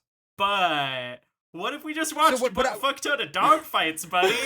Look, I would do that. I would do that. Let me put it this way. I have never seen a Boeing 747 do a barrel roll, right? Yeah. Look, the fucking the Sky King could do it. Assuredly, the guys they got flying Air Force -1 could do it. They gotta get. Let's they gotta see take it away from Air Force guys and give it back to the carrier sickos. Yeah. We gotta I want to see. I trust the boys in Renton. I think that they could build a jumbo jet, a double-decker luxurious presidential carrying jumbo jet that could do a barrel roll, and I think it'd be cool to see it on video. I mean that's all. I hope that Donald Trump lives the course of his natural life. Yeah, there we go. The course of his natural life. There's no actions in that. Fully aware that when he peacefully passes, there will be more champagne sold in America than there has been since probably the end of the Civil War. Yeah. It's gonna make the Knicks winning look like just like a little. Oh my god! The Knicks winning look like a 5-year-old's birthday party. Yeah, it's gonna it's gonna be incredible. It's gonna make VE Day. I'm a bit worried. Like I'm a bit worried about what things are gonna be like here. I'm grabbing every alcoholic beverage in my home. I'm getting on the next 8 bus to Cal Anderson, which is the home of transsexuals in the city of Seattle. Okay. And I'm not coming home for like a couple days. I'm gonna wake up in a ditch. I'm grabbing a 6-pack. I'm grabbing a 6-pack, and I'm getting behind the wheel of the closest car that I can find. Are you allowed to drunk drive the Fiat Topolino? Is that like the secret other hack? It's like you could be like 85 plus, you could be 14 with like a learner's permit, you could be hammered. Like it's you can't be. Well, you're like it's like your blood alcohol content to be like legally inebriated is higher than it is for like an actual car. Yeah. You can hit the Balmer Peak and still be driving. Tiger Woods, have we got a new vehicle for you? To be clear, actually drunk driving is not funny. It's not, no. Don't do it. You should, if you want to... Riffing about drunk driving. Potentially very Yeah. funny, depending on the circumstances. Also, to be clear, it is a car that I would steal. I would not be drunk driving my own car. I would be drunk driving somebody else's hijacked car. Yeah, you'd have stolen like an NYPD Car theft. Or, Car theft. when you're in an NYPD Yeah, Mustang that's cool. or whatever. What were you fuck the fuels? Yeah, sorry. After the 4th of July, where Donald Trump watched himself watch himself on Fox News. That was so good. That was so good. One of the greatest moments in American history, just watching this old man dissociate into himself, which is a very transsexual moment from our president. Like, just a moment where you feel the actual fabric of reality fraying, right? It's like you can see through the edges of space-time. The veil is briefly lifted as you look into the beyond.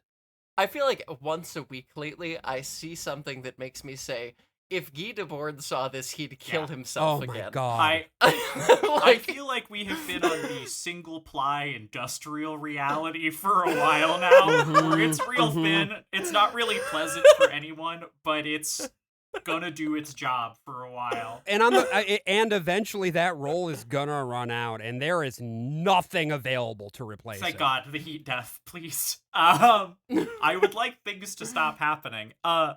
Anyways, Victoria, is that a model of a Concorde that you're stimming with there? What is that? It's a squishy stress ball Concorde. Fuck yeah. That November Kelly got me at the National Museum of Flight in Scotland. It's got the droop snoot and everything. I love it. Yeah, sorry, I'm just stimming. You're allowed. This doesn't matter.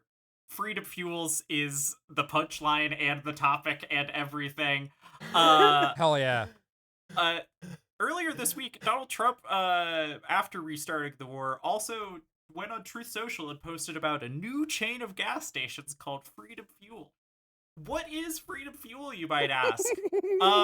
No one seems to be able to get a concrete answer from the people in air quotes who run Freedom Fuel. I love when he just says some shit. Well, it's the best. They're real physical gas stations, but no one knows who's operating them. But they're also selling fuel for $3.47 because chuds are doing numerology like astrology girlies now.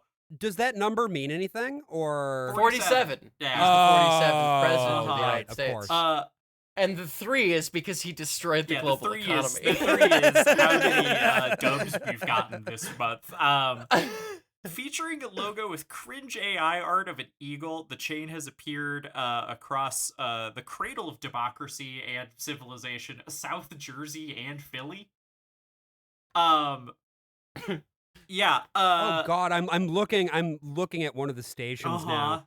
And you are not fucking joking. That marquee on top of the pumps is horrible. The one in this story was specifically a Valero station, which it being a Valero station, if you know where Valero sources their gas from, will maybe be a clue of where I think this gasoline is coming from. Because at $3.47 a gallon, that is below market price for gasoline by such a degree that they are for sure losing money, and that an industry expert called, quote, not sustainable.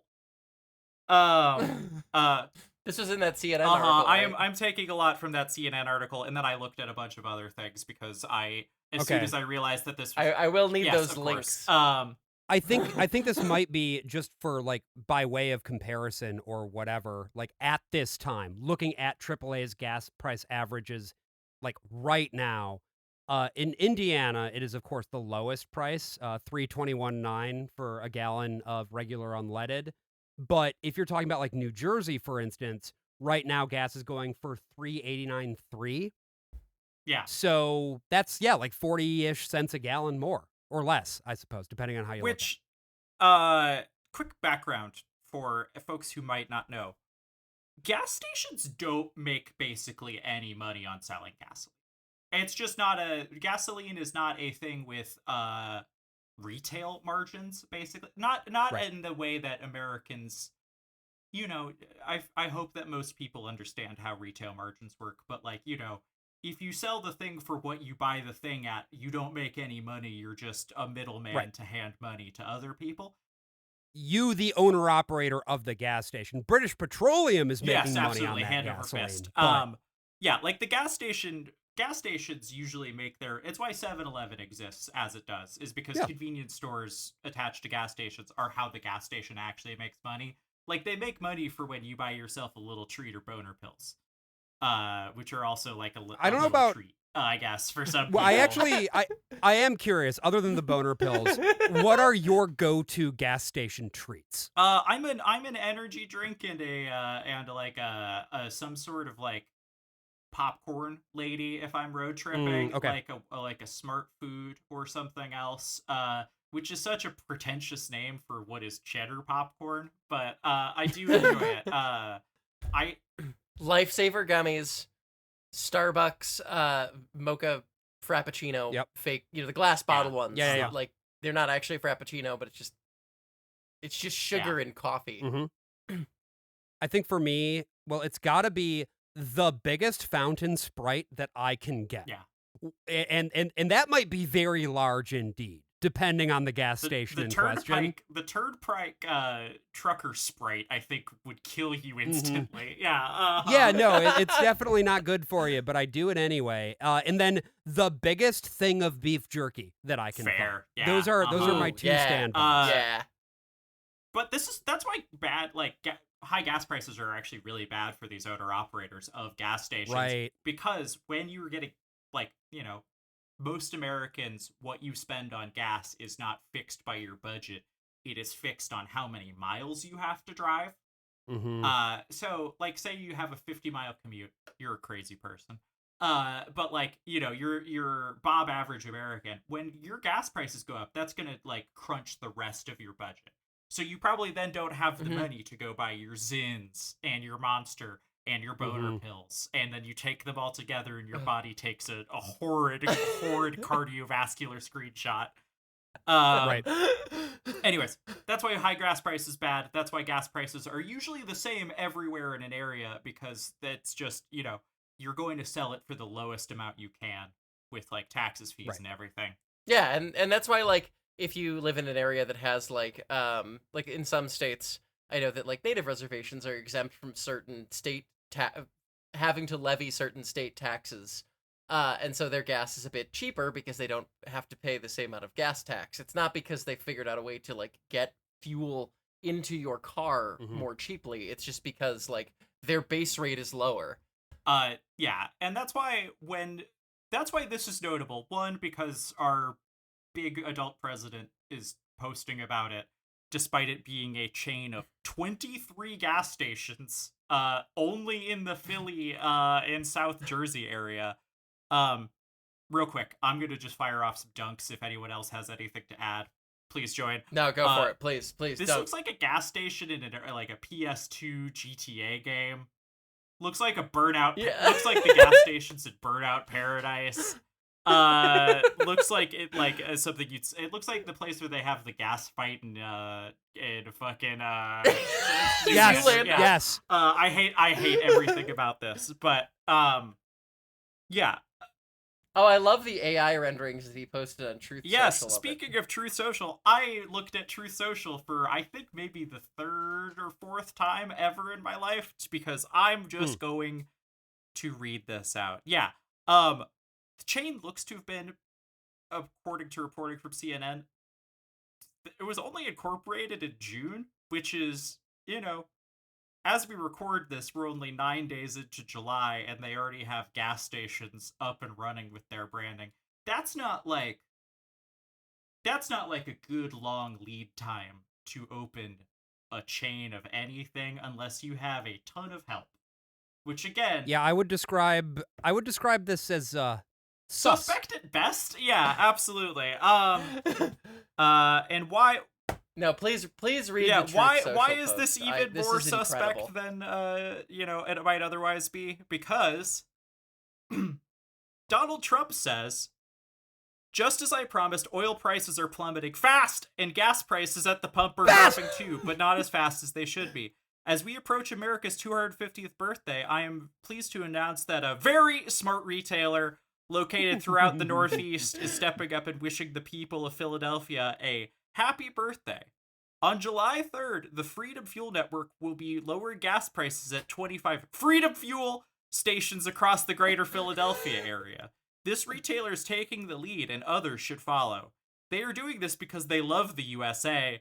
We are proud to celebrate America's 250th birthday in the great Commonwealth of Pennsylvania, the birthplace of our very gas, special, by the way, one-of-a-kind Declaration of Independence, and Yes, where I won dude. big in the presidential election.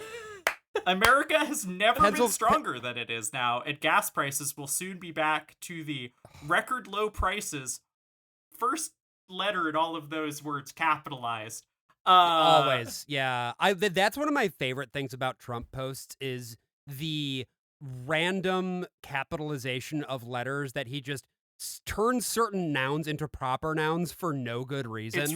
It's how I would write things when I'm trying to like emphasize a point to myself before I do an editing pass. Gas prices will soon be back to the record low prices Americans enjoyed at the pump before our very successful, quote, excursion in Iran. Happy birthday, so America, funny. President Donald J. Trump. So this was on July 4th that he posted this. Yeah. Our little excursion. Oh. Calling it excursion in air quotes is the funniest part of that, and I actually missed that the first time I read all of that. It's also one of those things where, like, these days, obviously, a lot of the posts are not actually written by him, but that's one where it is 100% written by him. Nobody else would have the thought to call what is going on right now in Iran an excursion. That's incredible. It's not up there with his best work ever in the posting No. medium. Like, it's no Diet Coke tweet. It's no trying to teach it's Robert no bad, Pattinson how to get women. It's not any of those. It's no bad food restaurants. No. It's his house. He should be there. My favorite at the expense of Elizabeth Warren.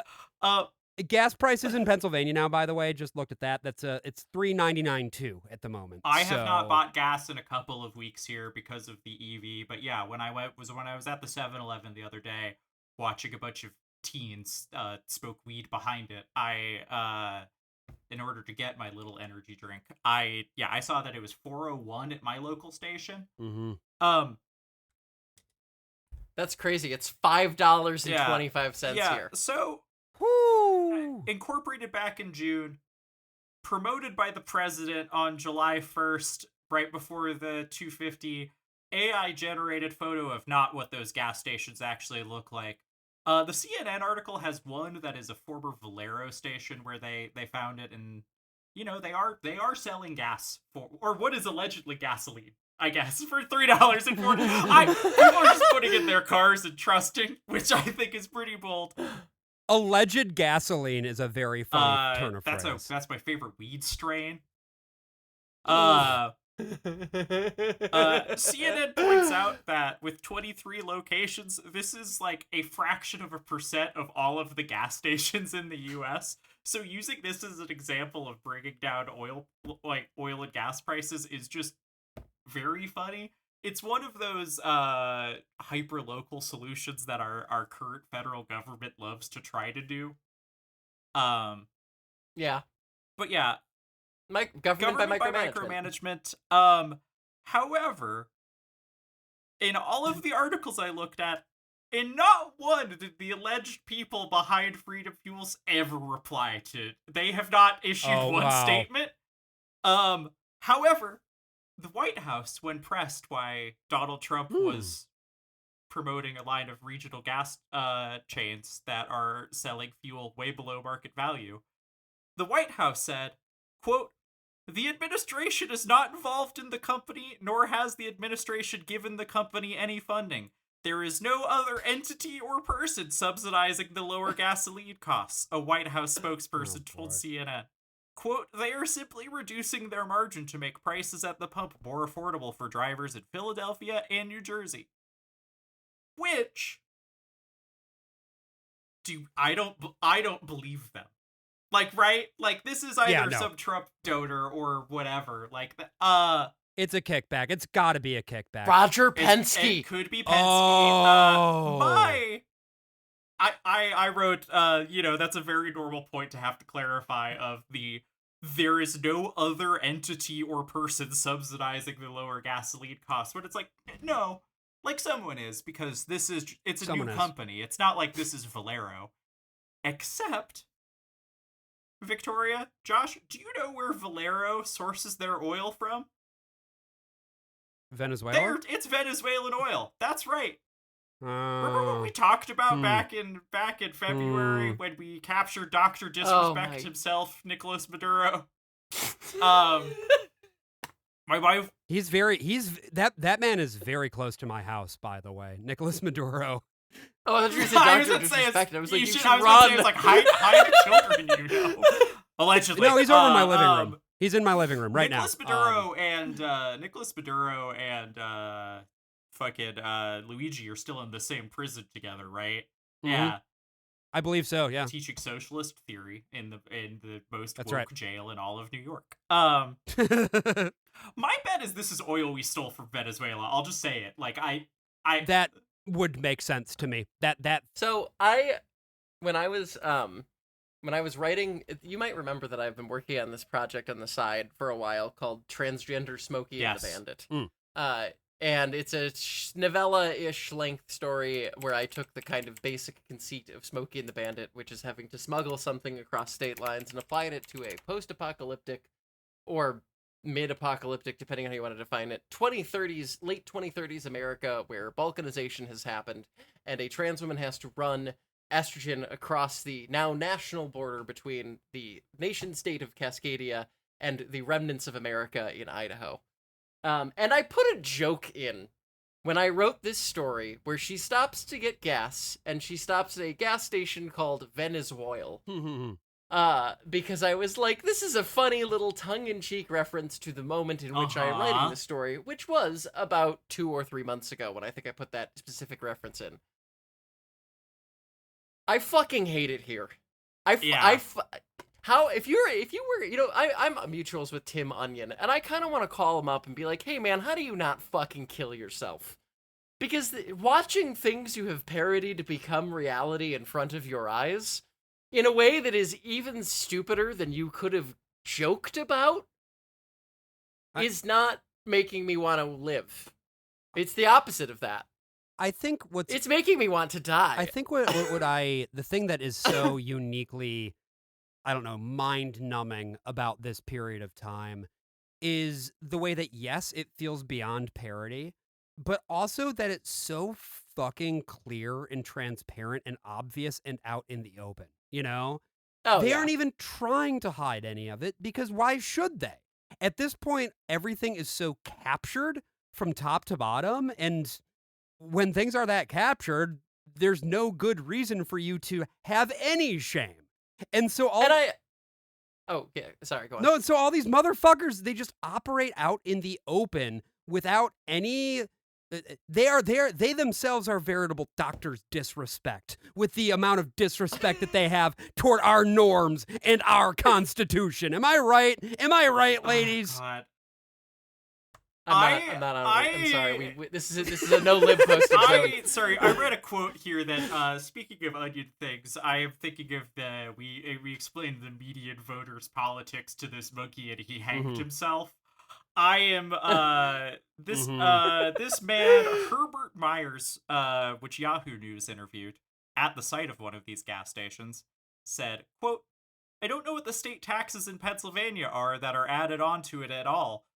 But all I know is that it really, as far as it goes, you can't beat the price." Myers said, "Trump's the man. I mean, you may not agree with the way he behaves sometimes or what he says, but he's a businessman. He's a policymaker. He's the man. I wish we could have him for 4 more years. God. This is about getting cheap gas. I'm going to shove my thumbs through my eyes one time. It's so... I'm out of the Shapes place. I'm out of the Shapes place, and I'm into I'm actually just gouging my own eyes out because I've seen enough. My thumb. I'm massaging my thumbs inside my frontal lobe right now. In the savings, I it's not that the savings aren't.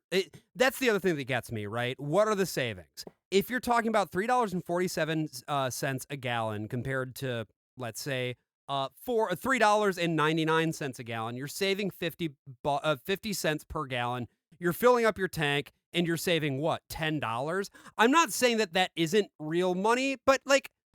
Come on, you know what I mean? Like, it's not. $10 isn't even $10 anymore. $10 is like $5 right. No, that's what I'm now. saying. Yeah.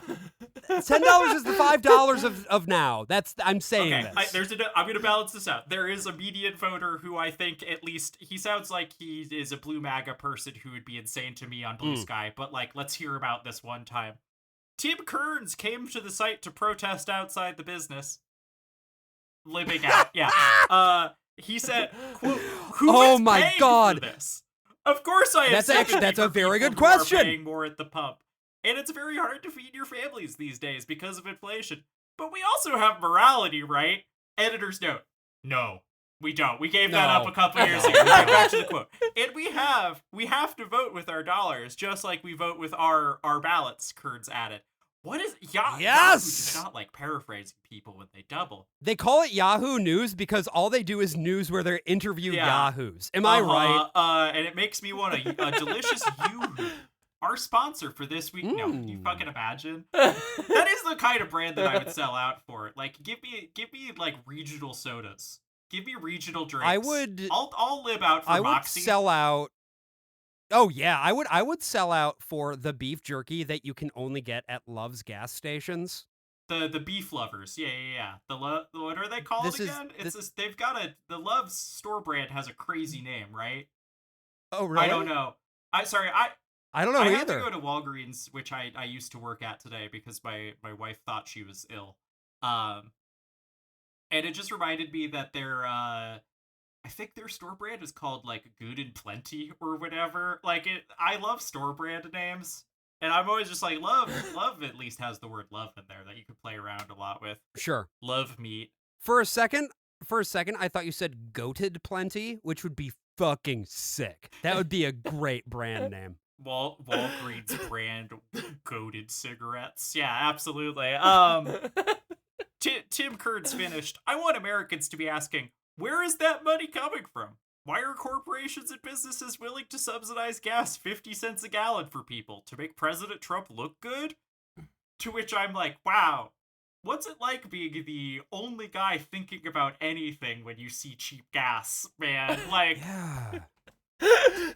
And where else? I think where else could this line of questioning maybe take you if you were to think about a few things a little bit more? Keep going. So Josh said this before, and I was gonna there was something I wanted to add, which is that I think that part of the point with stuff like this and sort of being like, yeah, we're probably still Venezuelan oil and we're selling it for cheap, and what are you gonna do about it? Is I think part of the we've crossed from attempting to hide the layers of graft to showcasing them. Yeah, because it fulfills like in the same way that I think people missed the point of virtue signaling, kind of when we talk about it. Like, what is virtue signaling? It is to signal your virtues. If you have up a, yard sign or whatever that says, "In this house we believe," the ideal point of that, and granted, we live in an irony-poisoned society, and a lot of people do not abide by what they claim to, hold in esteem. But the ideal point of that is to say, these are things that I think you should also think. It is a signal to other people that these are the values you hold in esteem. And I think we have entered an era of open vice signaling, right? And you see this in automotive culture, really easily. Oh, yeah. Yeah, rolling coal, things of that nature. Love! Yeah, like the Rumblebee, right? And the whole entire persona of the Ram brand. The way that, Hellcat owners make videos of themselves when they rip through Belltown in Seattle at 2 a.m. That's a whole episode someday. But, it is glorifying graft and sin because you're doing two things. You're demoralizing your opponents Mhm. who hold good in high esteem, because it feels like you are being fucking dog walked by the dumbest assholes of all time. I And was about to say, it's are we not demoralizing. being Like, dog it is- walked by the? Is that not what's? I was about to say, We like, are. I think We that's also are. unfortunately the objective reality of our moment. It is. But it basically tells the people who support virtue that they are no longer in the majority and that their viewpoint is no longer regarded in like high esteem. But it also signals to other people who do not have morals that, hey, now is a good time to get in on this shit. This is if you want to distill down the entire second Trump turn to a single thing, it is the Financial Times article where they interviewed a bunch of investment bankers who all said that they were stoked because woke was over and they could say the R word and pussy in the office. And that's what it is, right? Is it's like you see the quote left version of this is like Plattner, who we still don't know if he's actually gonna drop out or not. The latest is that he is intending to drop out on Monday, but he's being really annoying. Weird. The man who can't take Yeah, no for an answer isn't dropping out. Fucking crazy. Weird. What's that all What's about? that Huh? about? Weird. I did a drive-by on the fucking Pod Save America subreddit the other day because I was like, oh, you idiots like Plattner, huh? How'd that work out for you, you dumb motherfuckers? I commented on Reddit. I was so mad. But like it is to tell those people that like, hey, you should embrace vice. You should embrace cruelty. It is open season on people who you deem weaker than you. And if you want to like get in on this grift, you should like get in while the getting's good. And so like that's why like, there are so many businesses like this is kind of why I always say that like what we were seeing with Trump is kind of like a very Mussolini-esque fascism. Because, that was like the fascism that was the marriage of corporations and the state at the expense of any kind of like real organization. This is Mussolini shit to its core. Yeah. Well, like he would love this shit. I also think that you can draw a connection between this and the street parking thing that we were talking about earlier, the trash containerization thing we were talking about earlier.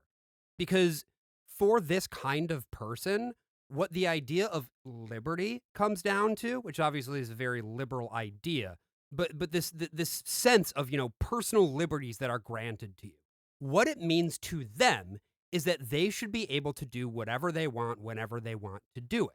And so, if we're talking about, I don't know, driving or rolling coal in a neighborhood or being able to park in front of a building for free, all of these things are the expression of one's own individual liberty.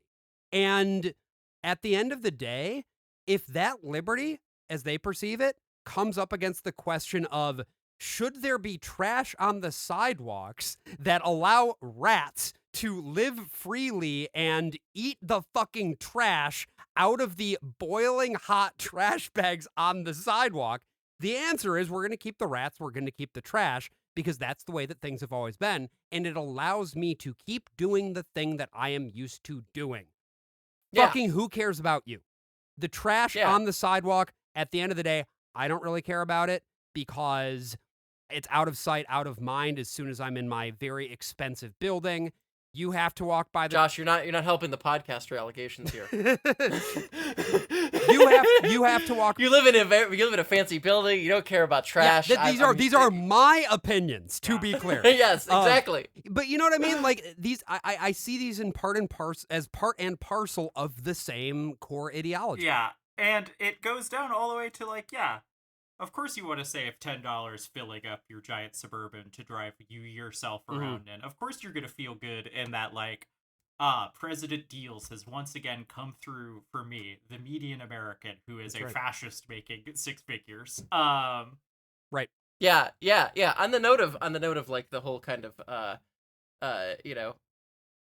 radicalization against the median American, I really thought that more of us hated Nazis.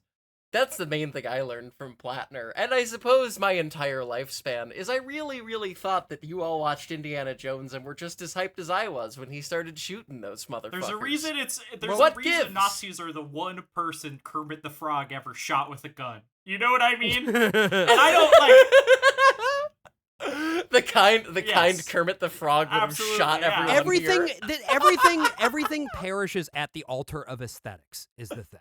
Yeah. And if your Yeah. ideal aesthetic of masculinity is specifically coded in this specific being way, a crass rapist. Or yeah. being a exactly. fucking AI-generated eagle on your cheap gas station. right. No matter what it is, that aesthetic is the thing that drives you forward, and you have no real regard for the actual material Yeah, I've substance of seen- what the fuck is going on. I've watched the Travis Pastrana Black Rifle Coffee Company videos. Right. I know what Nitro Circus is about.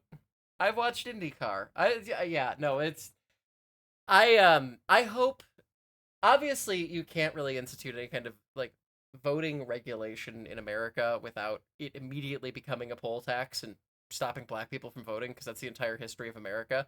So it's you can't really in any good faith recommend that, but I hope that they specifically find a way to stop that one guy from ever voting again.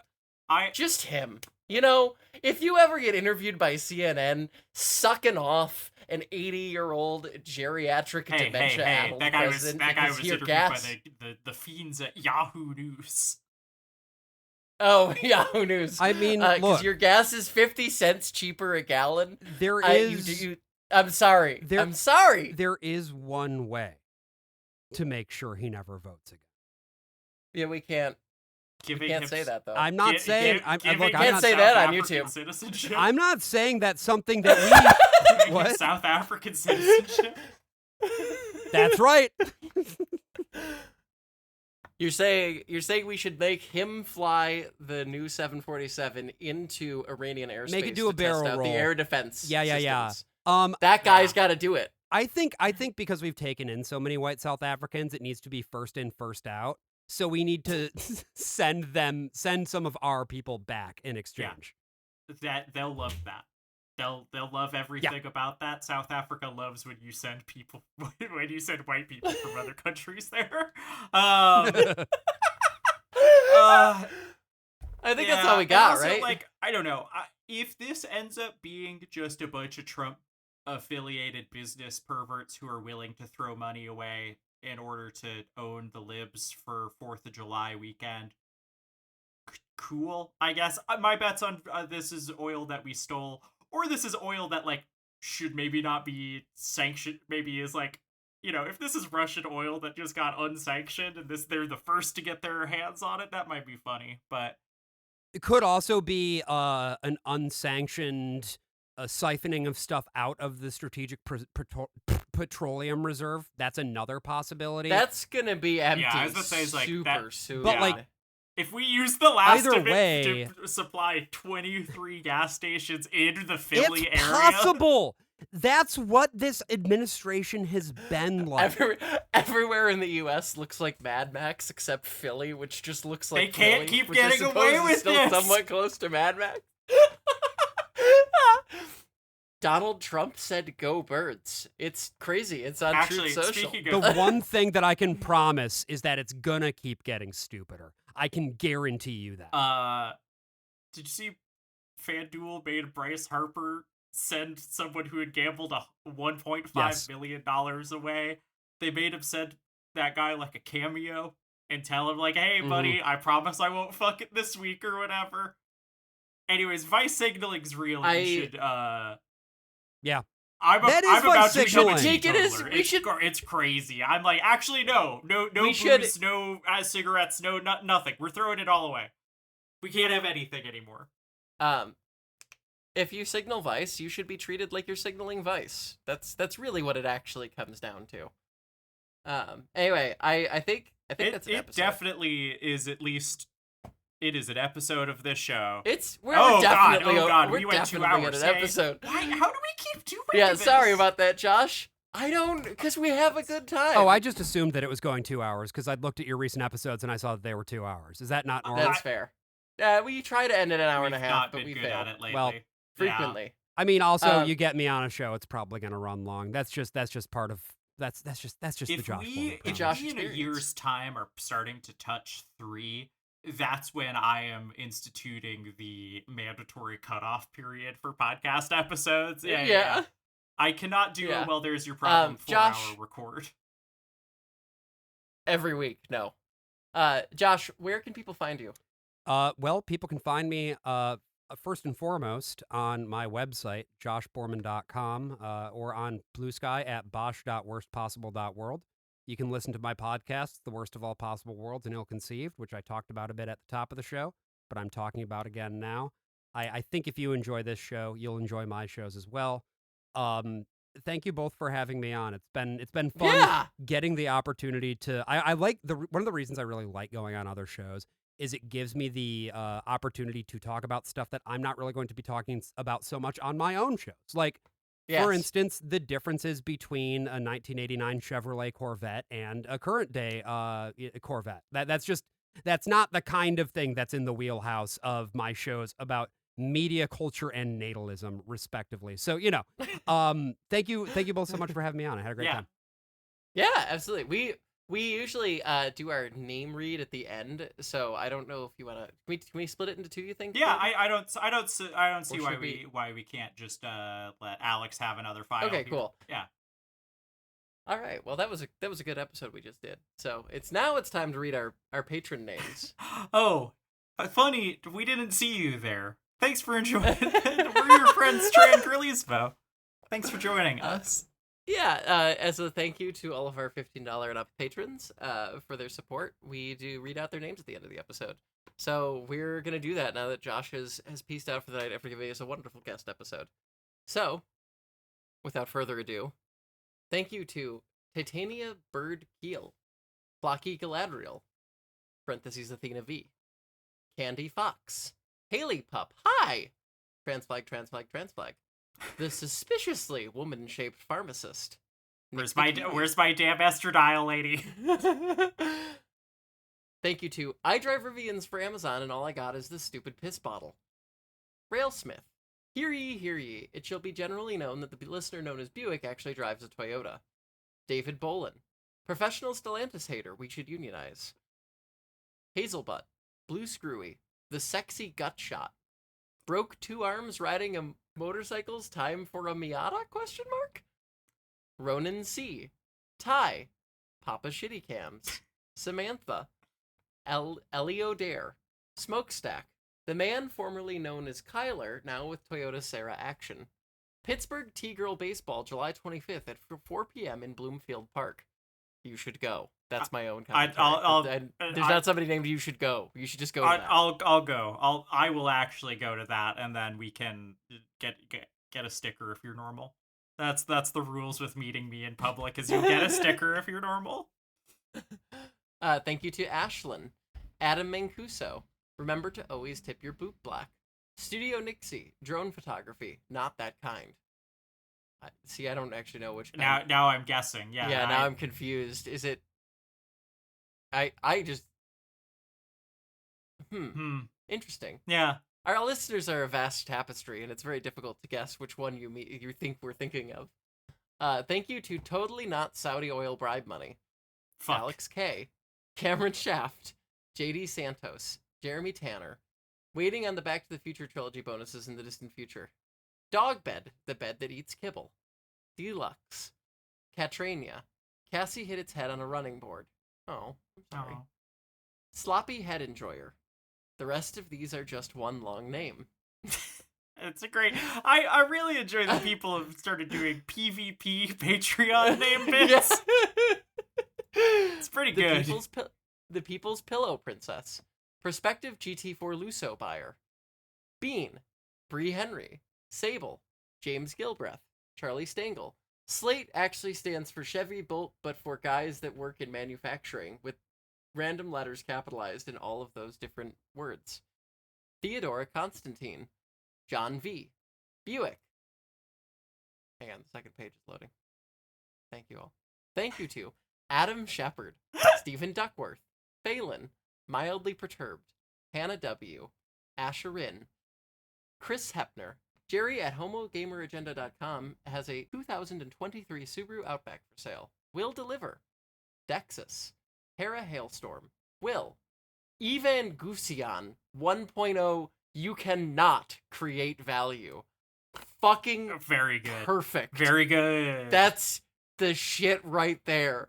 The not is in parentheses. I just didn't want to fuck with the flow. That's fantastic. If the goose does not feel valued, the goose will leave. I've been thinking about that one. The Vice Guide to SoftBank. Thank you to Steph Schrader. Princess Reese is now getting paid to be a puppy, no bullshit. Leet Wolf Girls. Emma Alex.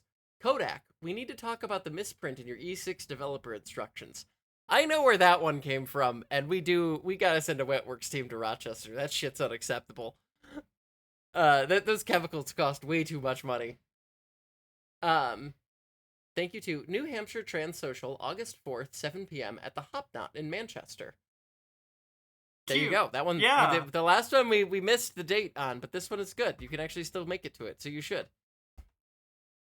If there are any trans women who live in New Hampshire, which I can't judge the vibes of that place. I don't know New England. I know people who have opinions on New England, but that's not me. Thank you to Jet Fuel Can't Melt These Dreams. Nathaniel Hubble. 10s to 44. Saturday's Claire. Wingsmith will trade her eternal soul for a set of lightly used billet titanium Soviet moon rover wheels. Penile-sparing vaginoplasty available now. Nick, drinking the Lord's bleach, Bombowski. DJM, seeking low poly car. I heard they get better MPG. Sylvia, Finn Springs. Plopple Chut Uriel. Oh, Uriel. That last one got me. It's really great that your internet's kind of slow right now, too, so there was part of me that's just like, oh, is she fully roboting out? And then I remembered, once again, PvP. Plopple Chut Urielio. Saw you from across the bar and liked your vibe. Julie Aguilar. Team Radar Love. RC Duke. Chaz. Crystal Storm. Fisker. I hardly know her. Which is really good. Extremely good. JWR, Justin Ryan, Sable Posh, Josh J, and Selectric. Thank you all so much. We appreciate you, and we'll be back next week with whatever stupid bullshit has happened in the world between now and then, which will probably be a bunch of stuff. Could be anything, listeners. All right. We're back to windmill dunking on Stellantis every week. We liked the Topolino. Bye. Bye.